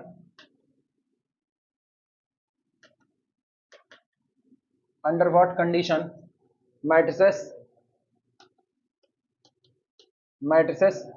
capital A is equal to A B C, ठीक 22, ठीक, इसके बाद 66, फिर अगला हम ले लेते हैं 88, फिर अगला ले लेते हैं 1 2 3 matrices capital A and capital B is equal to, इधर हम ले लेते हैं 3 2 1, यहां पर हम लोग ले लेते हैं 0 77 99, और लास्ट वाले में हम लोग ले लेते हैं 23, फिर अगला 56, और अगला हम लोग ले लेते हैं 79। Under what conditions matrices this and this are equal, किस कंडीशंस के प्रभाव में ये दोनों मैट्रिसेस आपस में बराबर हो जाएंगे, वो शर्त बताओ।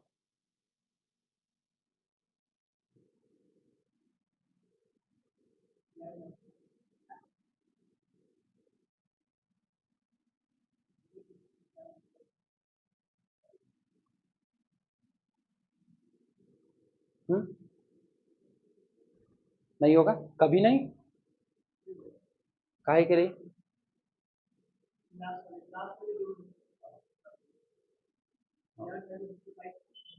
सा देगा ना, वो सब 11 पे चल रहा था, लास्ट वाले ने गड़बड़वा दिया ना, ये 3 था, 11 से थे 77 और 77 3 80, लेकिन यहां क्या लिखा है 79, आप कुछ भी कर लो अब ये बराबर होने वाली नहीं है। क्लियर हुआ, कर दे बराबर, कर दे, कर दे रहे हैं, क्या जा रहा है अपना ना, 79 से कुछ और आगे कर दो ना, 66 3, 66 3 उस 7 को 6 कर दो, अभी सही है कि नहीं सही है, अब भी नहीं होगा, 11 6 के 66 और 66 3, हाँ सब गड़बड़ाएगा, क्योंकि बाकी वाले जैसे देखे जा रहे हैं वो वहां पर नहीं है। आपकी 56 वाला गड़बड़ाएगा, उसको क्या कर दें, बस ऐस, पता है हम सीधे लिख सकते थे, अभी हम बराबर करके दिखा रहे हैं, अदरवाइज हम लिख सकते थे ये बराबर होने वाली नहीं है। ठीक, आप कोई भी फील्ड अप्लाई कर लो, अब ये बराबर होने वाली नहीं है, क्योंकि एक ही फील्ड थी जिसको हम कंसीडर करके चल रहे थे मॉड्यूलो 11 के ऊपर, लेकिन मॉड्यूलो 11 के ऊपर ये बराबर हो नहीं रहा, तो बाकी और पे और किसी पे बराबर होने वाला नहीं है। बात खत्म, चलो बराबर कर दे रहे हैं, क्योंकि पर तो इक्वलिटी रहे हैं, तो अभी बराबर कर दे रहे हैं। इसको कितना कर दे बोलो, 57, 55 2 57। और आंसर क्या लिखोगे,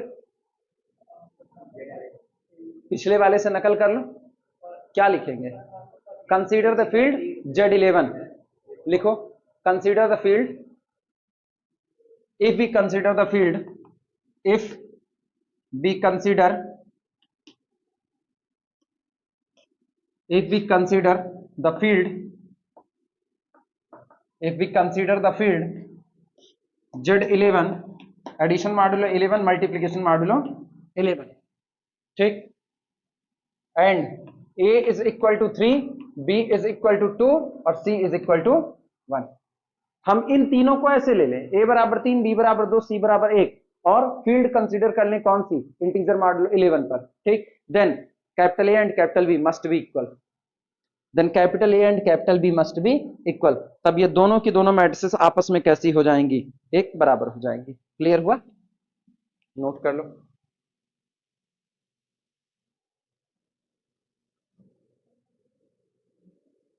मिटाया जाए,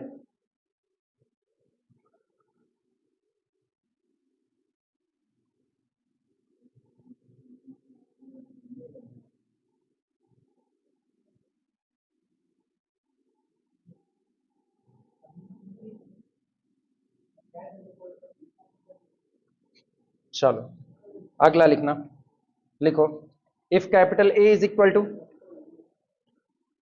प्रॉब्लम लिखना, if capital A is equal to, matrix है 1 2 A B, capital A is equal to this, capital B is equal to X Y Z W, then how many solutions, then how many solutions, then how many solutions of A is equal to B, A is equal to B exist, how many solutions of A is equal to B exist if यदि entries are taken, if entries are taken, अगर entries ली जाती हैं, entries are taken from ZP, जहां पर P is greater than 2 and prime, जहां पर P 2 से बड़ा है लेकिन क्या है, प्राइम है। दो मैट्रिक्स दी गई हैं, कैपिटल A आपको दिया गया 1 2 A B, B आपको दिया गया X Y Z W, और कह रहे हैं हम काम कर रहे हैं ओवर ZP, जहां पर P ग्रेटर देन 2 है, यानी P ग्रेटर देन 2 का मतलब है 3 हो सकता है, 5 हो सकता है, 7 हो सकता है, 11 हो सकता है, कुछ भी हो सकता है, ठीक। अब आपसे कह रहा है कि then how many solutions of A is equal to B exist, A और B दोनों बराबर हों, इसके लिए आपके पास टोटल ऐसे कितने सॉल्यूशंस एग्जिस्ट कर सकते हैं, नोट करो, सॉल्व फरमाएं।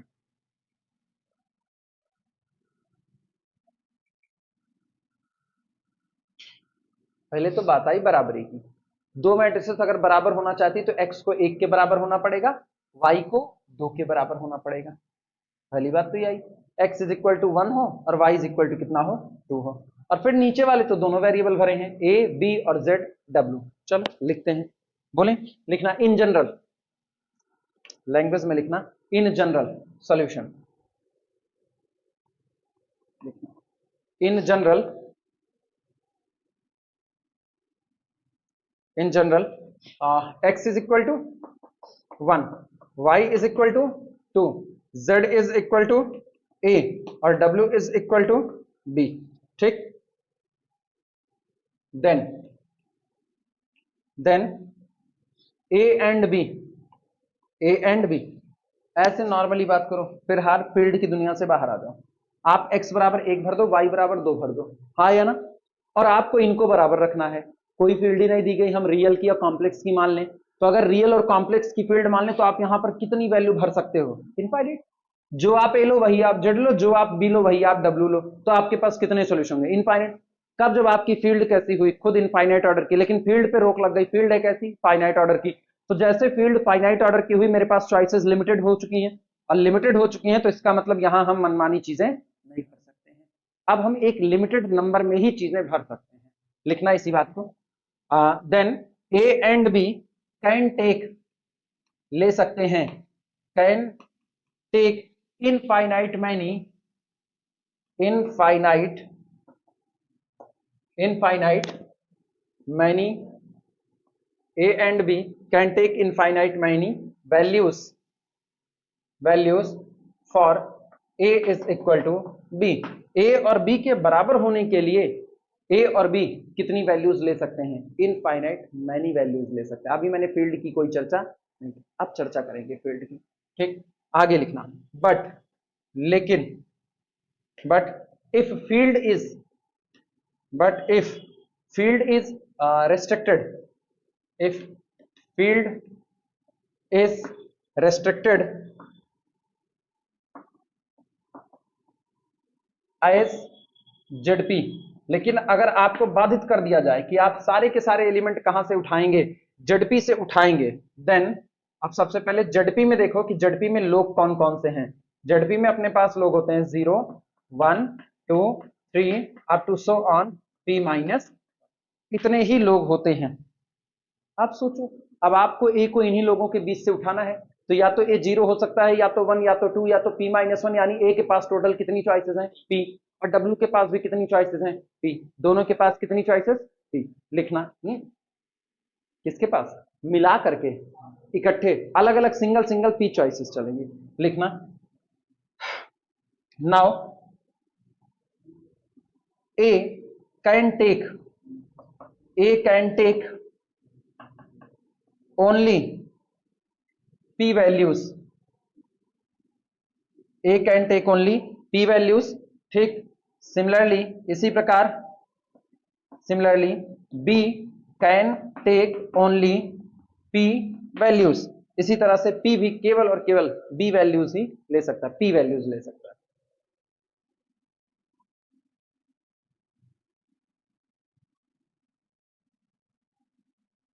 यानी कि इसका मतलब हुआ, so Z is equal to small a होने के लिए आपके पास केवल और केवल कितनी चॉइसेस हैं? P चॉइसेस, बस। और अगला कौन सा था? W is equal to B होने के लिए, W is equal to B होने के लिए भी कितनी चॉइसेस हैं? केवल और केवल P चॉइसेस हैं। और हमको दोनों एक साथ भरना है, अलग अलग नहीं। एक काम को करने का P तरीका, दूसरे काम को करने का P तरीका, तो दोनों काम को एक साथ करने का P into P, P square तरीका। लिखना, सो इसलिए total number of choices, total number of choices, so total number of choices is equal to P into P, that is equal to P square। ठीक, and therefore total कितने solution exist किए? total P square solution exist for A is equal to B। इसलिए A और B को बराबर होने के लिए आपके पास सिर्फ और सिर्फ कितने सॉल्यूशन होंगे? P स्क्वायर सॉल्यूशन होंगे।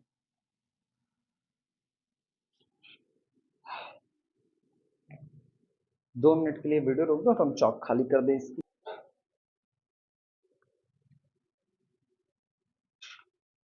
प्रॉब्लम लिखना, लेट, माना capital S is equal to collection of capital A, और कैपिटल A कौन है? कैपिटल A मैट्रिक्स है A I J, जिसका ऑर्डर है m बाई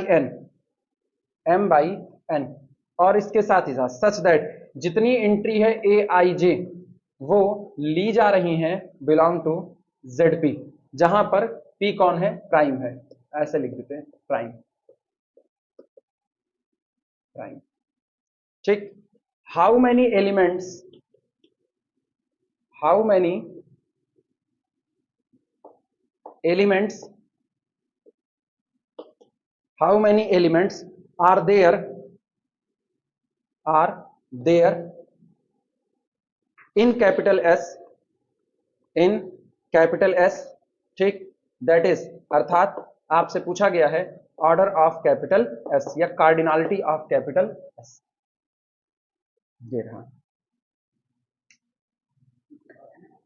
कितना, सही बात है, पी की पावर एम एन ही रहेगा। हाँ, बीएससी में बताए होंगे ना, बिना इसके बीएससी नहीं चल सकता है, ठीक, लगाएंगे वैसे ही जैसे बीएससी में लगाए हुए थे, डिट्टो वैसे ही। कैपिटल एस मैट्रिक्स का कलेक्शन है और ये सारी मैट्रिसेस का ऑर्डर कितना है, m बाई n का, लेकिन शर्त है आप अंदर में जो भी भरोगे वो कहां से आना चाहिए, जेडपी से आना चाहिए। तो सबसे पहले हम यही तैयार करते हैं ना, सॉल्यूशन देखना, सॉल्यूशन में कैपिटल ए लिखना, capital A is equal to matrix बनाना, और एक काम करो ना, कुछ नए तरीके से मैट्रिक्स बनाते हैं जिससे अपने को आसान लगे, ऐसे यहां पर लिखना p choices,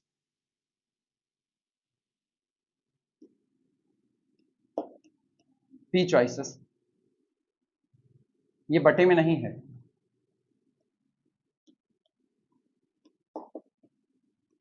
cell number 11, cell number 1 में फर्स्ट रो फर्स्ट कॉलम, यहां जो भी भरा जाएगा उसके पास कितनी चॉइसेस होंगी, p चॉइसेस, क्योंकि सारे लोग आ कहां से रहे हैं, जेडपी से, और जेडपी के पास जो एलिमेंट है वो है 0 से लेकर के p माइनस 1 तक। फिर इसी तरीके से यहां पर p चॉइसेस, p चॉइसेस, ये कौन है, सेल नंबर 1 2, बस इस तरीके से करते हुए यहां पर p चॉइसेस,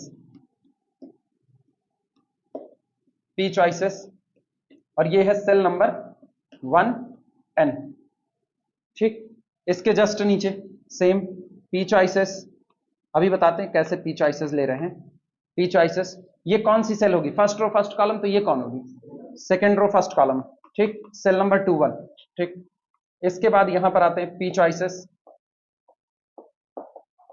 p चॉइसेस, ये सेल नंबर कौन सी है, 2 2, और बस इस तरीके से चलते हुए p चॉइसेस, और ये हमारे पास है सेल नंबर कितना, 2n, और ये ऑनवर्ड ऐसे चलते हुए लास्ट में कितनी रो है अपने पास, टोटल m रो है, तब mth रो फर्स्ट कॉलम यानी सेल नंबर m1, तो p choices, p choices cell number m1, फिर इसी तरीके से चलते हुए p चॉइसेस,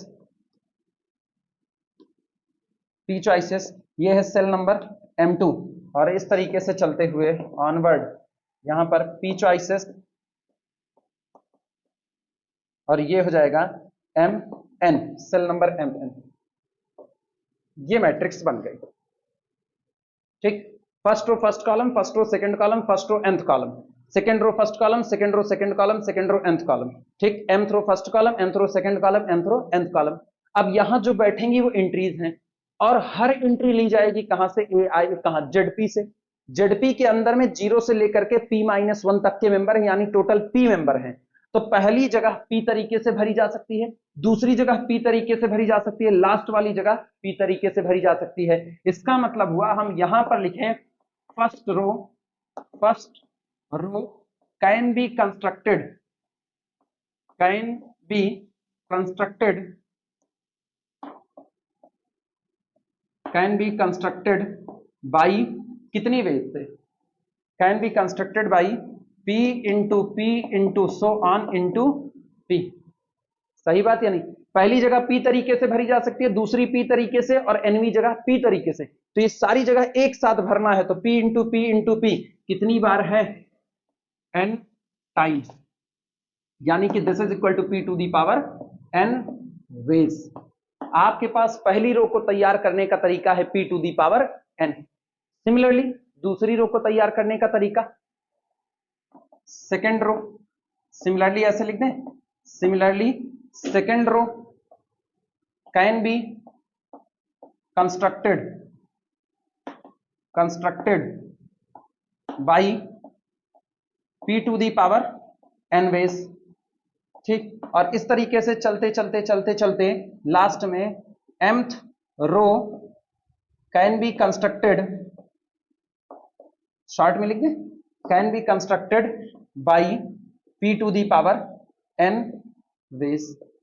अब सोचो, जब आप मैट्रिक्स तैयार करोगे तो आप सिर्फ एक एक रो थोड़ी तैयार करोगे, आप सारी रो को एक साथ तैयार करोगे। पहली रो को तैयार करने का m तरीका, दूसरी रो को पहली रो को तैयार करने का p to the power n तरीका, दूसरी रो को तैयार करने का p to the power n तरीका, mवी रो को तैयार करने का p to the power m तरीका। तो सारी रो को एक साथ तैयार करोगे तो मैट्रिक्स तैयार हो जाएगी कि नहीं? यानी इस सारी रो को एक साथ तैयार करने का p की पावर n इंटू p की पावर n इंटू p की पावर n सो ऑन, कितनी बार? m times p to the power n, इतने वेज होंगे। ठीक, इतना लिख चुके हो तो हम आगे बोले। सो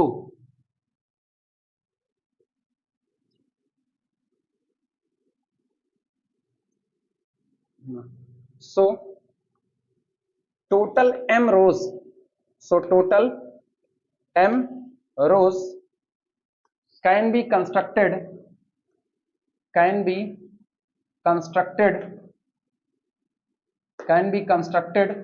by p to the power n into p to the power n into so on into p to the power n, कितनी बार?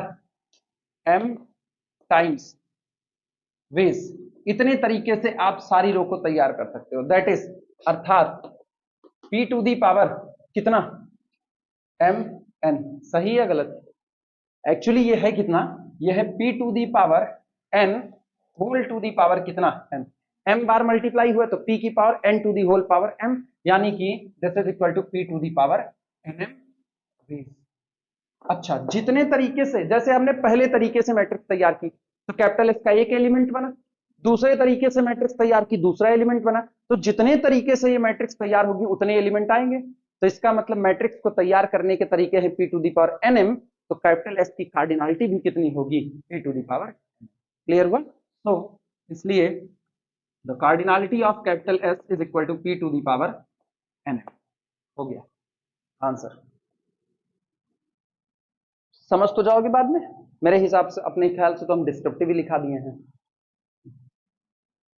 मुझको याद है बीएससी में मैंने ये अंदर में नहीं लिखाया था, अलग से थ्योरेटिकली लिखाया हुआ था। हाँ, इस तरीके से लिखाया था। ये ज्यादा सटीक है, हर एक सेल कितने तरीके से भरी जा रही है वही बता दे रहे हैं। पूरा कर लो तो आगे बढ़े।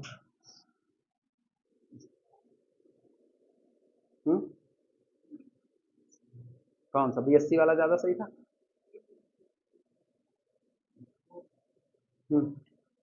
अच्छा, ये वाली सही से बना रहे हो? सही है। कौन सी गड़बड़वाएं यार फिर? अलजेब्रा वाली? कौन सी अलजेब्रा वाली? अलजेब्रा वाले में कहाँ गड़बड़वा दिए?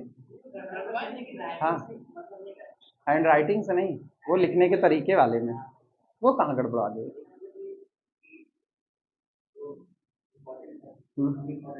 हाँ, अच्छा, अरे तो तुम ना वो हो जिंगताओ हो ना, मिटाए पूरा। हाँ, अच्छा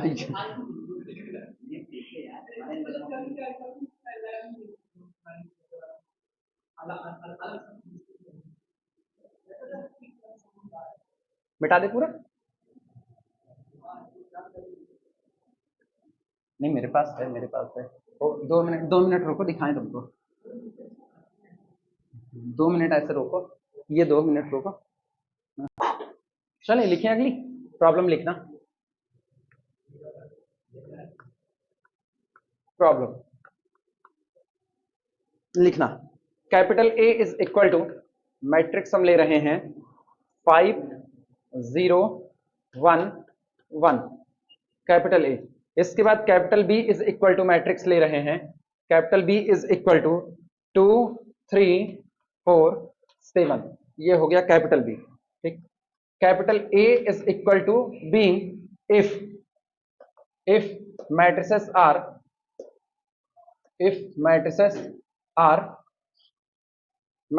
are defined on the field, matrices are defined on field if matrices are defined on field, पहला ऑप्शन दे रहे हैं over R, over real number field are.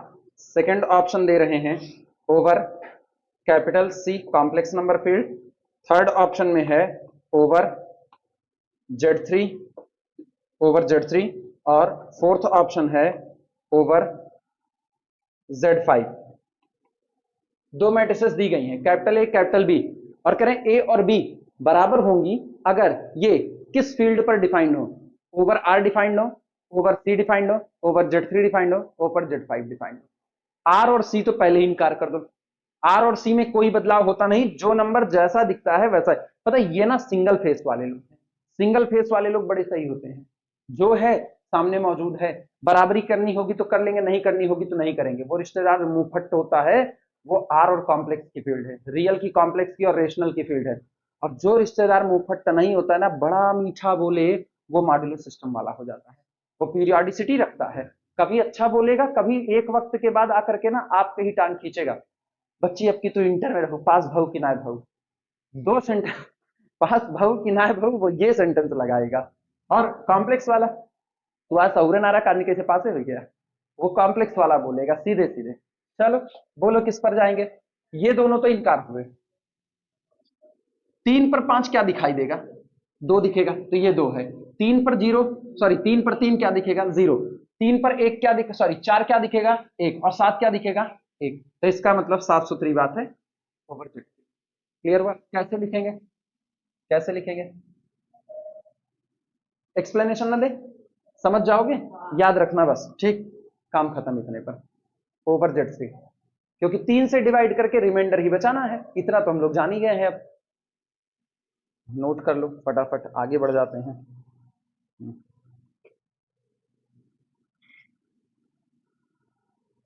ठीक, अगला लिखना, फॉर व्हाट वैल्यू ऑफ, या छोड़ो सीधे लिखो अब स्क्वायर मैट्रिक्स, हेडिंग डाल दो स्क्वायर मैट्रिक्स, बस। आगे आएंगे ना तो आगे हम लोग बुकलेट वगैरह सॉल्व करते वक्त कर लेंगे। हेडिंग डाल दो स्क्वायर मैट्रिसेस।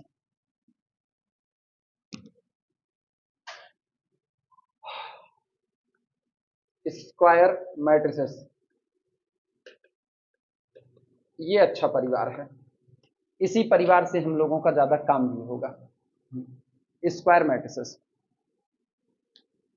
ये वो गांव है जिसमें आपको बराबर चक्कर काटने पड़ेंगे, बिना इसके काम नहीं चलेगा।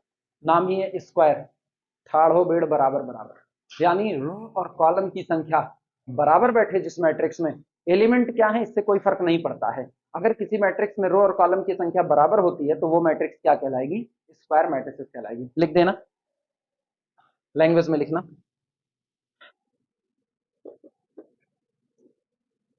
If a matrix contain, if a matrix,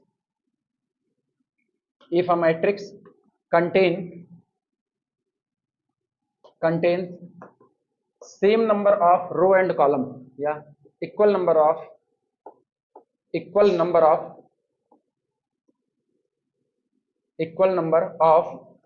row and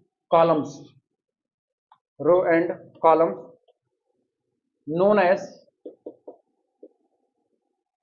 as square matrix, known as square matrix, known as square matrix।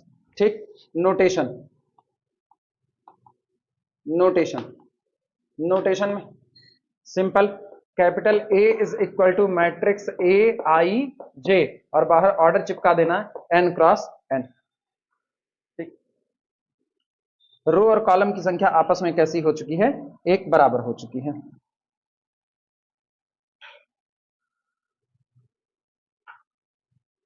चाहे को एन रोब्ड स्क्वायर मैट्रिक्स और चाहे को एन कॉलम स्क्वायर मैट्रिक्स, इससे कोई फर्क नहीं पड़ता है। चलो एक स्क्वायर मैट्रिक्स बनाते हैं और उसके बारे में कुछ बात करते हैं। ऑलरेडी हम लोग बीएससी में कर चुके हैं, मुझको याद है हम इसको भी पढ़ाए हुए थे, बेटाएं।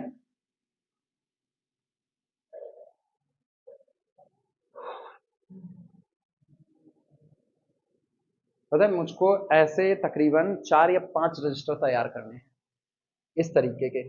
एक, अब इसमें मतलब ऐसा नहीं है कि ये एक ही में हो जाएगा, गैलियन कंप्लीट एक पूरा रजिस्टर, और एक रजिस्टर में गैलियन आएगा नहीं, 950 न्यूमेरिकल विद थ्योरी इसमें नहीं आने वाले हैं, तकरीबन ऐसे 4-5 लग जाएंगे गैलियन में। इसके बाद फिर डेविड सीले मैंने कंप्लीट सॉल्व की हुई तो डेविड सीले वाले लेकर आएंगे।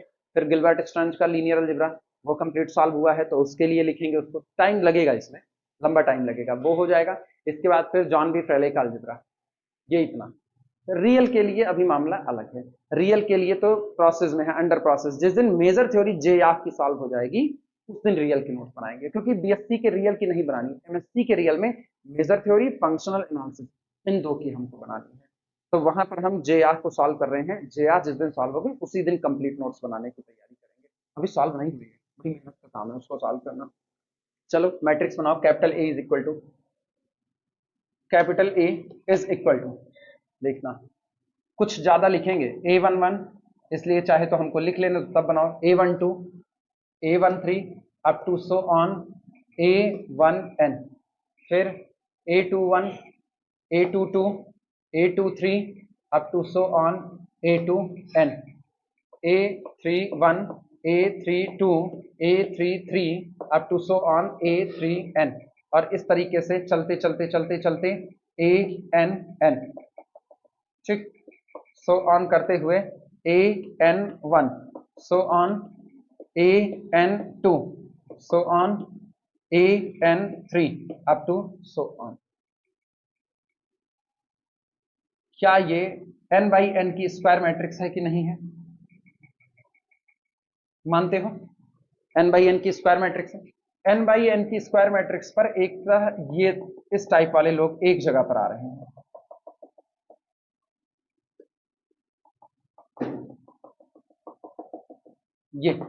ये लोग एक तरह से आ रहे हैं। अगर ऊपर वाले पर निगाह रखें, ऊपर वाले पर, तो गौर करो जहां जहां रो सफिक्स लिखा हुआ है, रो सफिक्स वो हमेशा कॉलम सफिक्स से कम बैठ रहा है, ठीक। तो इसका मतलब ऑन द एबव या एबव टू मेन डायगोनल लिख देते हैं, एबव टू मेन डायगोनल,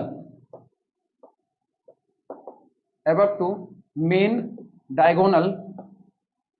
अगर मेन डायगोनल के ऊपर की बात करें तो row suffix I less than है किससे? कॉलम सफिक्स जे से। और on the main diagonal, on the main diagonal,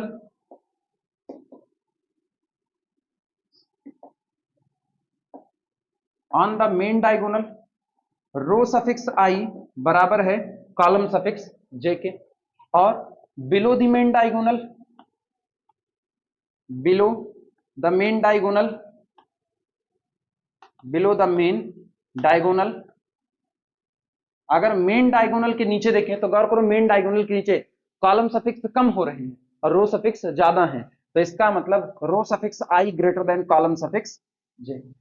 अब याद करने के लिए बड़ा सिंपल, सबसे पहले आई लेस देन जे है, फिर आई इज इक्वल टू जे है, और फिर आई इज ग्रेटर देन जे है। वो एलिमेंट जो आई बराबर जे की कंडीशन पर बैठे हुए हैं, मतलब वो एलिमेंट जिनके लिए रो और कॉलम सफिक्स बराबर हैं, वो एलिमेंट्स ऑफ प्रिंसिपल डायगोनल कहलाते हैं, या सिंपली हम उनको डायगोनल एलिमेंट्स बुलाते हैं। बना लो पहले ये,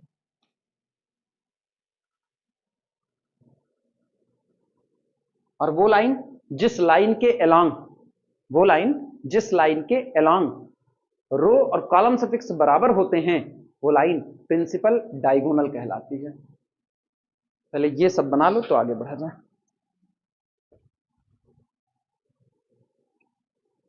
रक्षाबंधन सेल फ्लिपकार्ट वाले भेजते हैं क्या? 30-31 2 दिन है, 30-31 2 दिन है ना, दोनों दिन रहेगा क्या? बोलो बोलो। ऑन होने से तुमको कौन डर है? कौन तुम्हारी नौकरी चली जाएगी?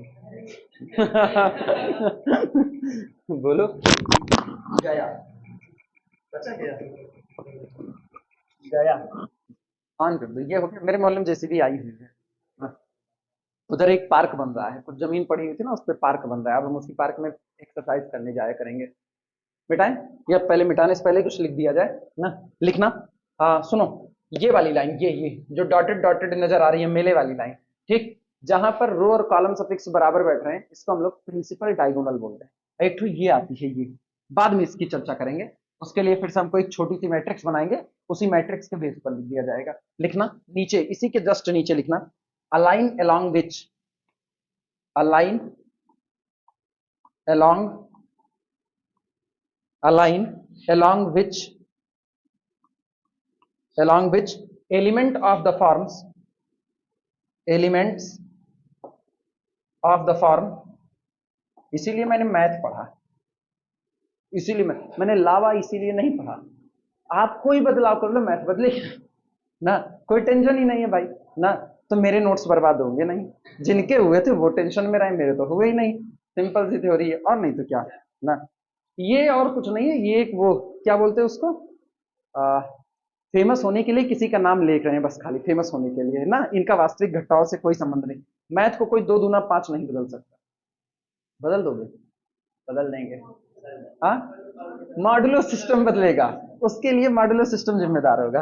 Align along which elements of the form, of the form, elements of the form A I I, A I I of square matrix, इधर लिखें, of square, of square matrix, of square matrix capital A is equal to A I J N cross N lie is known as, is known as principal diagonal line, is known as principal, principal diagonal, principal diagonal line. ये रहा, कह रहे हैं align वो line along which element of the form A I I of square matrix capital ए, ऐसी line जिसमें matrix के वो एलिमेंट जो दिखने में कैसे होते हैं, ए आई आई, वो लाई करते हैं, स्थित होते हैं। वो लाइन जानी जाती है किस नाम से? प्रिंसिपल डायगोनल लाइन के नाम से। फिर मिटा रहे हैं इनको।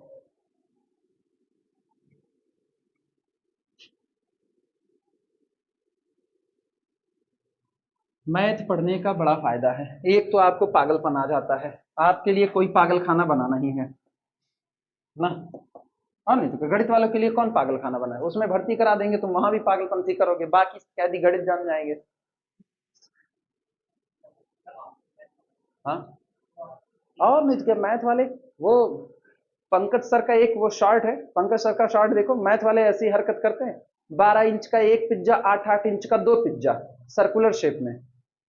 12 इंच का एक पिज्जा, 8-8 इंच के 2 पिज्जे सर्कुलर शेप में, कौन सा लोगे? 8-8 इंच के 2 लोगे या 12 इंच का एक लोगे? 12 का एक लोगे, एरिया ज्यादा है। अब मैथ वाला पिज्जा खाने में भी एरिया लगाता है, समझ लो। पर वैसे पंकज सर फिजिक्स के हैं, हर फिजिसिस्ट मैथमेटिशियन माना जाता है। लिखना, इसके बाद नीचे लिखना एलिमेंट, एलिमेंट्स ए आई आई, जहां पर आई कहां से कहां तक वेरी कर रहा है, 1 2 up to so on N तक। ये जो एलिमेंट्स हैं इनको हम नाम देंगे, these are known as diagonal elements. ठीक, आर नोन एज, जाने जाते हैं, are known as, known as diagonal element, diagonal elements, diagonal elements of capital A. ये हमारी मैट्रिक्स के कौन से एलिमेंट होंगे? डायगोनल एलिमेंट्स होंगे। हो गया?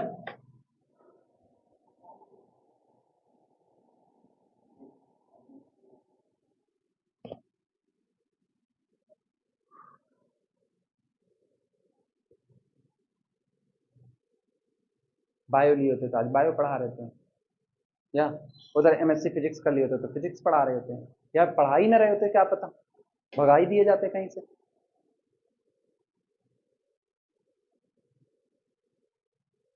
कभी कभी हम बैठ करके सोचते हैं, मतलब कभी कभी मेरे दिल में ख्याल आता है, हम फिजिक्स में बेहतर होते हैं या हम मैथ में बेहतर हैं? नहीं, एक आदमी दो जगह बेहतर नहीं हो सकता। हाइजेनबर्ग अनसर्टेनिटी प्रिंसिपल, आप दोनों में बेहतर कैसे काम कर सकते? एक ही करते आप, या तो मैथ में बेहतर होते या तो फिजिक्स में बेहतर होते ना। या खोपड़ी हिला रहे, इसका मतलब तुमने फिजिक्स नहीं पढ़ी। हमने पढ़ी। हाइजेनबर्ग कहते एक साथ दो चीजों का निर्धारण संभव नहीं है। जब तक मैथ पढ़ाते मैथ वाले, जब तक फिजिक्स पढ़ाते फिजिक्स वाले, तो हम एक साथ थोड़ी पढ़ा रहे हैं। एक हाथ से फिजिक्स लिखें, एक हाथ से मैथ लिखें, इधर से वेव चलाएं, उधर से इंटीग्रेशन करें, तब गड़बड़ाएगा। वेव को इंटीग्रेशन में इंक्लूड कराएंगे, इंटीग्रेशन को वेव में मिटा दें। तुम लोगों को लगता नहीं कभी कभी मेरा स्क्रू ढीला हो गया? पढ़ाते पढ़ाते कुछ और ही निकालने लगते हैं, इधर से फिजिक्स इधर से मैथ। अगर लगता होगा तो सही लगता है, मैथ वाले आधे पागल होते हैं, वो अलग बात है, बाकी सब्जेक्ट वाले पूरे होते हैं। हाँ, क्या ऑक्सफोर्ड वाले? मतलब ऑक्सफोर्ड वाले क्यों नहीं है? पूरे हैं, वो पूरे हैं। हाँ, नोट लगाओ, नोट में लिखना। डायगोनल पर जितने एलिमेंट बैठे हैं उनकी संख्या हमेशा n होगी, अगर मैट्रिक्स n बाई n की है। मतलब 4x4 में डायगोनल पर 4 आएंगे, 5x5 में डायगोनल पर 5 आएंगे, 6x6 में डायगोनल पर 6 आएंगे। क्लियर हुआ? लिखना है यहाँ पे, बोल दें लिखना। नंबर ऑफ डायगोनल एलिमेंट्स लिख दें यार, नहीं तो मेरी आवाज चली गई होगी। Number of diagonal elements,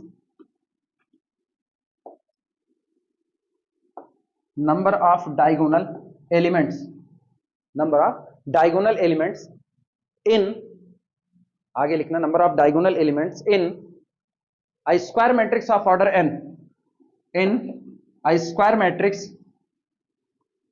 in a square matrix of order n is equal to n। n order की किसी स्क्वायर मैट्रिक्स में डायगोनल के एलिमेंट की संख्या भी हमेशा कितनी होगी? n होगी। क्लियर हुआ? अच्छा, अब बारी आती है इनको मिटाने की। मिटा दिया जाए।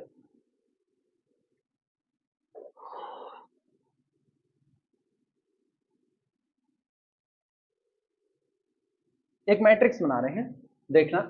जैसे मैंने बनाया capital A is equal to A11, A12, A13, A14, ठीक। A21, A22, A23, A24, फिर A31, A32, A33, A34। अगला बना रहे हैं A41, A42, A43 और A44। क्या ये 4x4 की स्क्वायर मैट्रिक्स है कि नहीं है? है। ये जो निकल करके आ रहे हैं,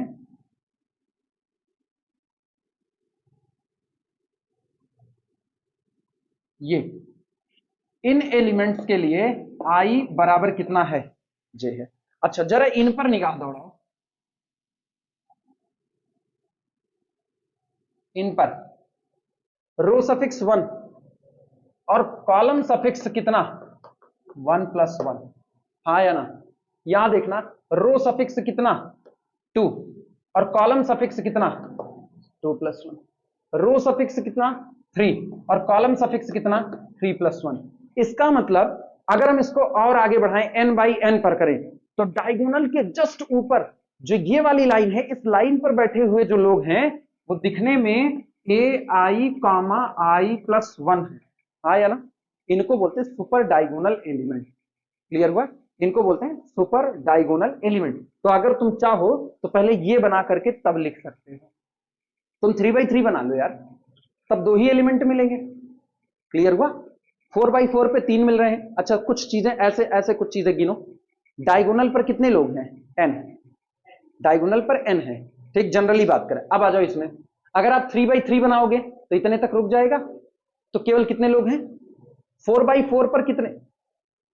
3, एक कम। 5x5 पर, तो n/n पर। इसका मतलब अगर हम ऐसे एलिमेंट की तलाश करें कि किसी मैट्रिक्स में ऐसे एलिमेंट की संख्या कितनी है, तो वो एग्जैक्टली कितनी होगी? n-1 होगी, बशर्ते मैट्रिक्स स्क्वायर होनी चाहिए। क्लियर हुआ? पहले ये बना लो तो आगे लिख लें। बस ये बना लो, काम हो चुका है अपना।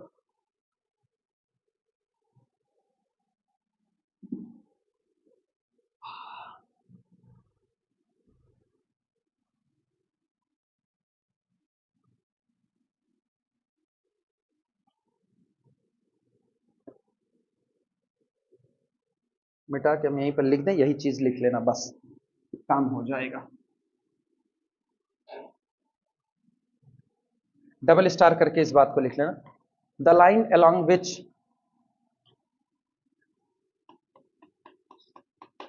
या ऐसे लिखना, in capital A is equal to A I J N cross N, ठीक। The line along which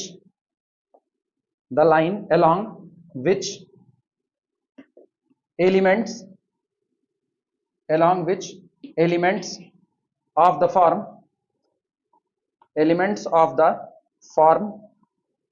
a i comma i plus 1, मतलब जो कॉलम सफिक्स है वो रो सफिक्स से केवल और केवल एक ज्यादा है, ठीक।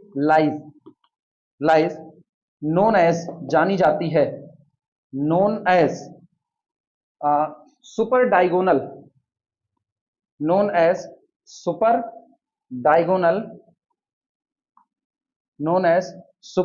diagonal line, इसको हम लोग क्या कहते हैं, सुपर डायगोनल लाइन कहते हैं, ठीक। And elements A I comma I plus 1, जहां पर आई वेरी करता है 1 2 अप टू सो 1 कहां तक, n-1 तक, ठीक। आर नोन एज, ये वाला आएगी ये लाइन कि नहीं, ये आएगी। आर नोन एज जानी जाते हैं, ये सारे एलिमेंट जाने जाते हैं, known as super diagonal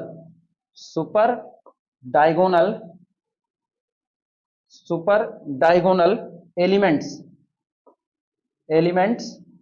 of capital A, ये कैपिटल ए के सुपर डायगोनल एलिमेंट्स कहे जाते हैं, ठीक।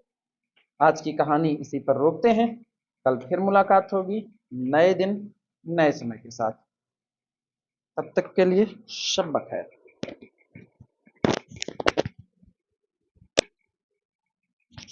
लास्ट के 15 मिनट की आवाज सुनी है ना, आई कि नहीं आई।